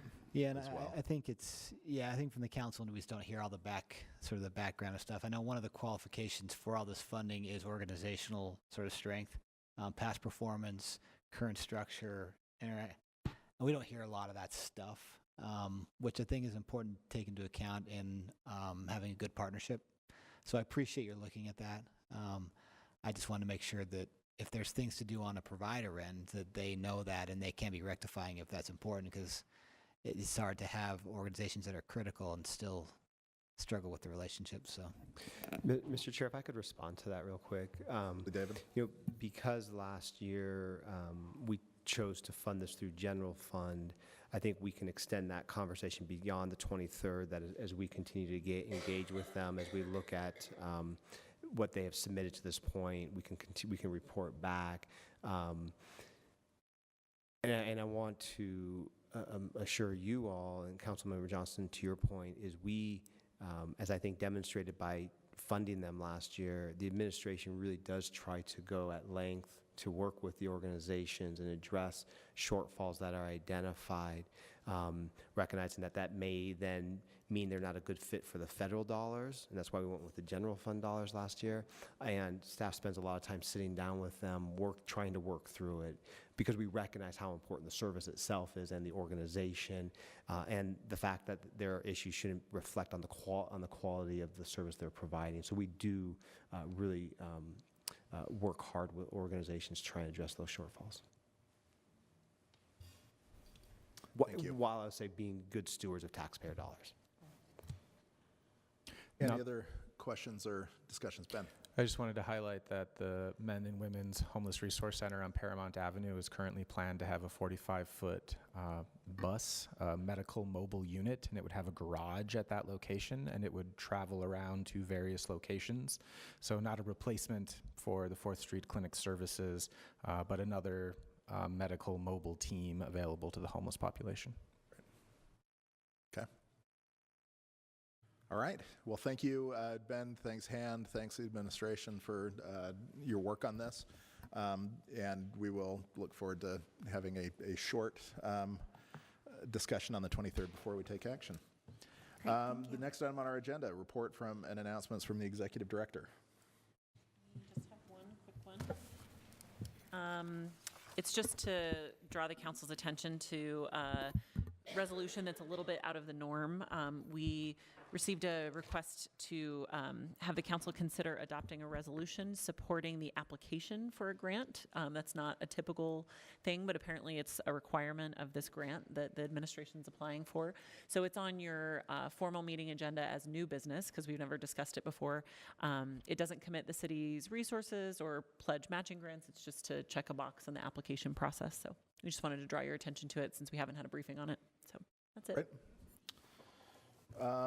And then a report from the chair, vice chair. The only thing that we have is tonight there is a small reception down in the mayor's conference room that Jen Seelig has organized.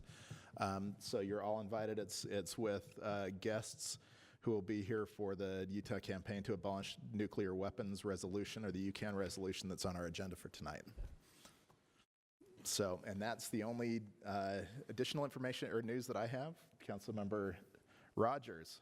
You know, I really did have something that I wanted to share, but I forgot it.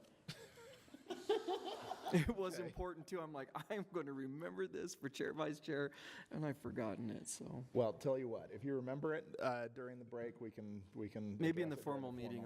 I'll remember it. Okay. But it was important, I promise. All right. So we are adjourned until 7 o'clock, but be sure to stop by the room down the hall for the reception, or Jen Seelig will hunt you down.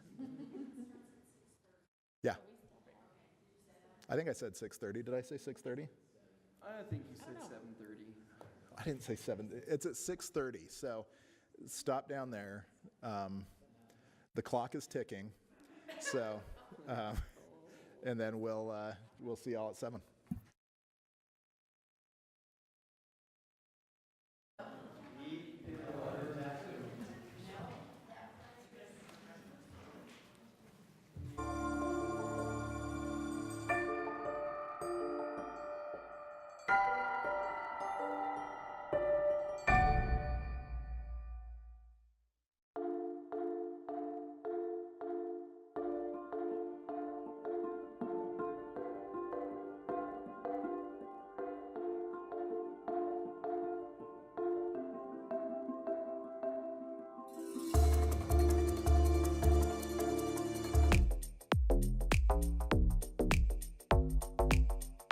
Thanks for watching Capital City News, your connection to Salt Lake City government. I'm your host, Poonam Kumar.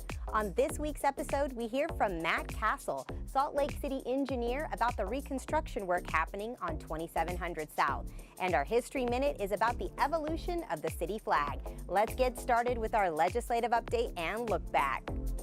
At its March 5th meeting, the City Council adopted amendments regulating car sharing companies at the Salt Lake City Airport, discussed the development of a neighborhood action plan to support companies adjacent to the new homeless resource centers, and discussed an ordinance to amend the city's zoning code related to the conditional building and site design review.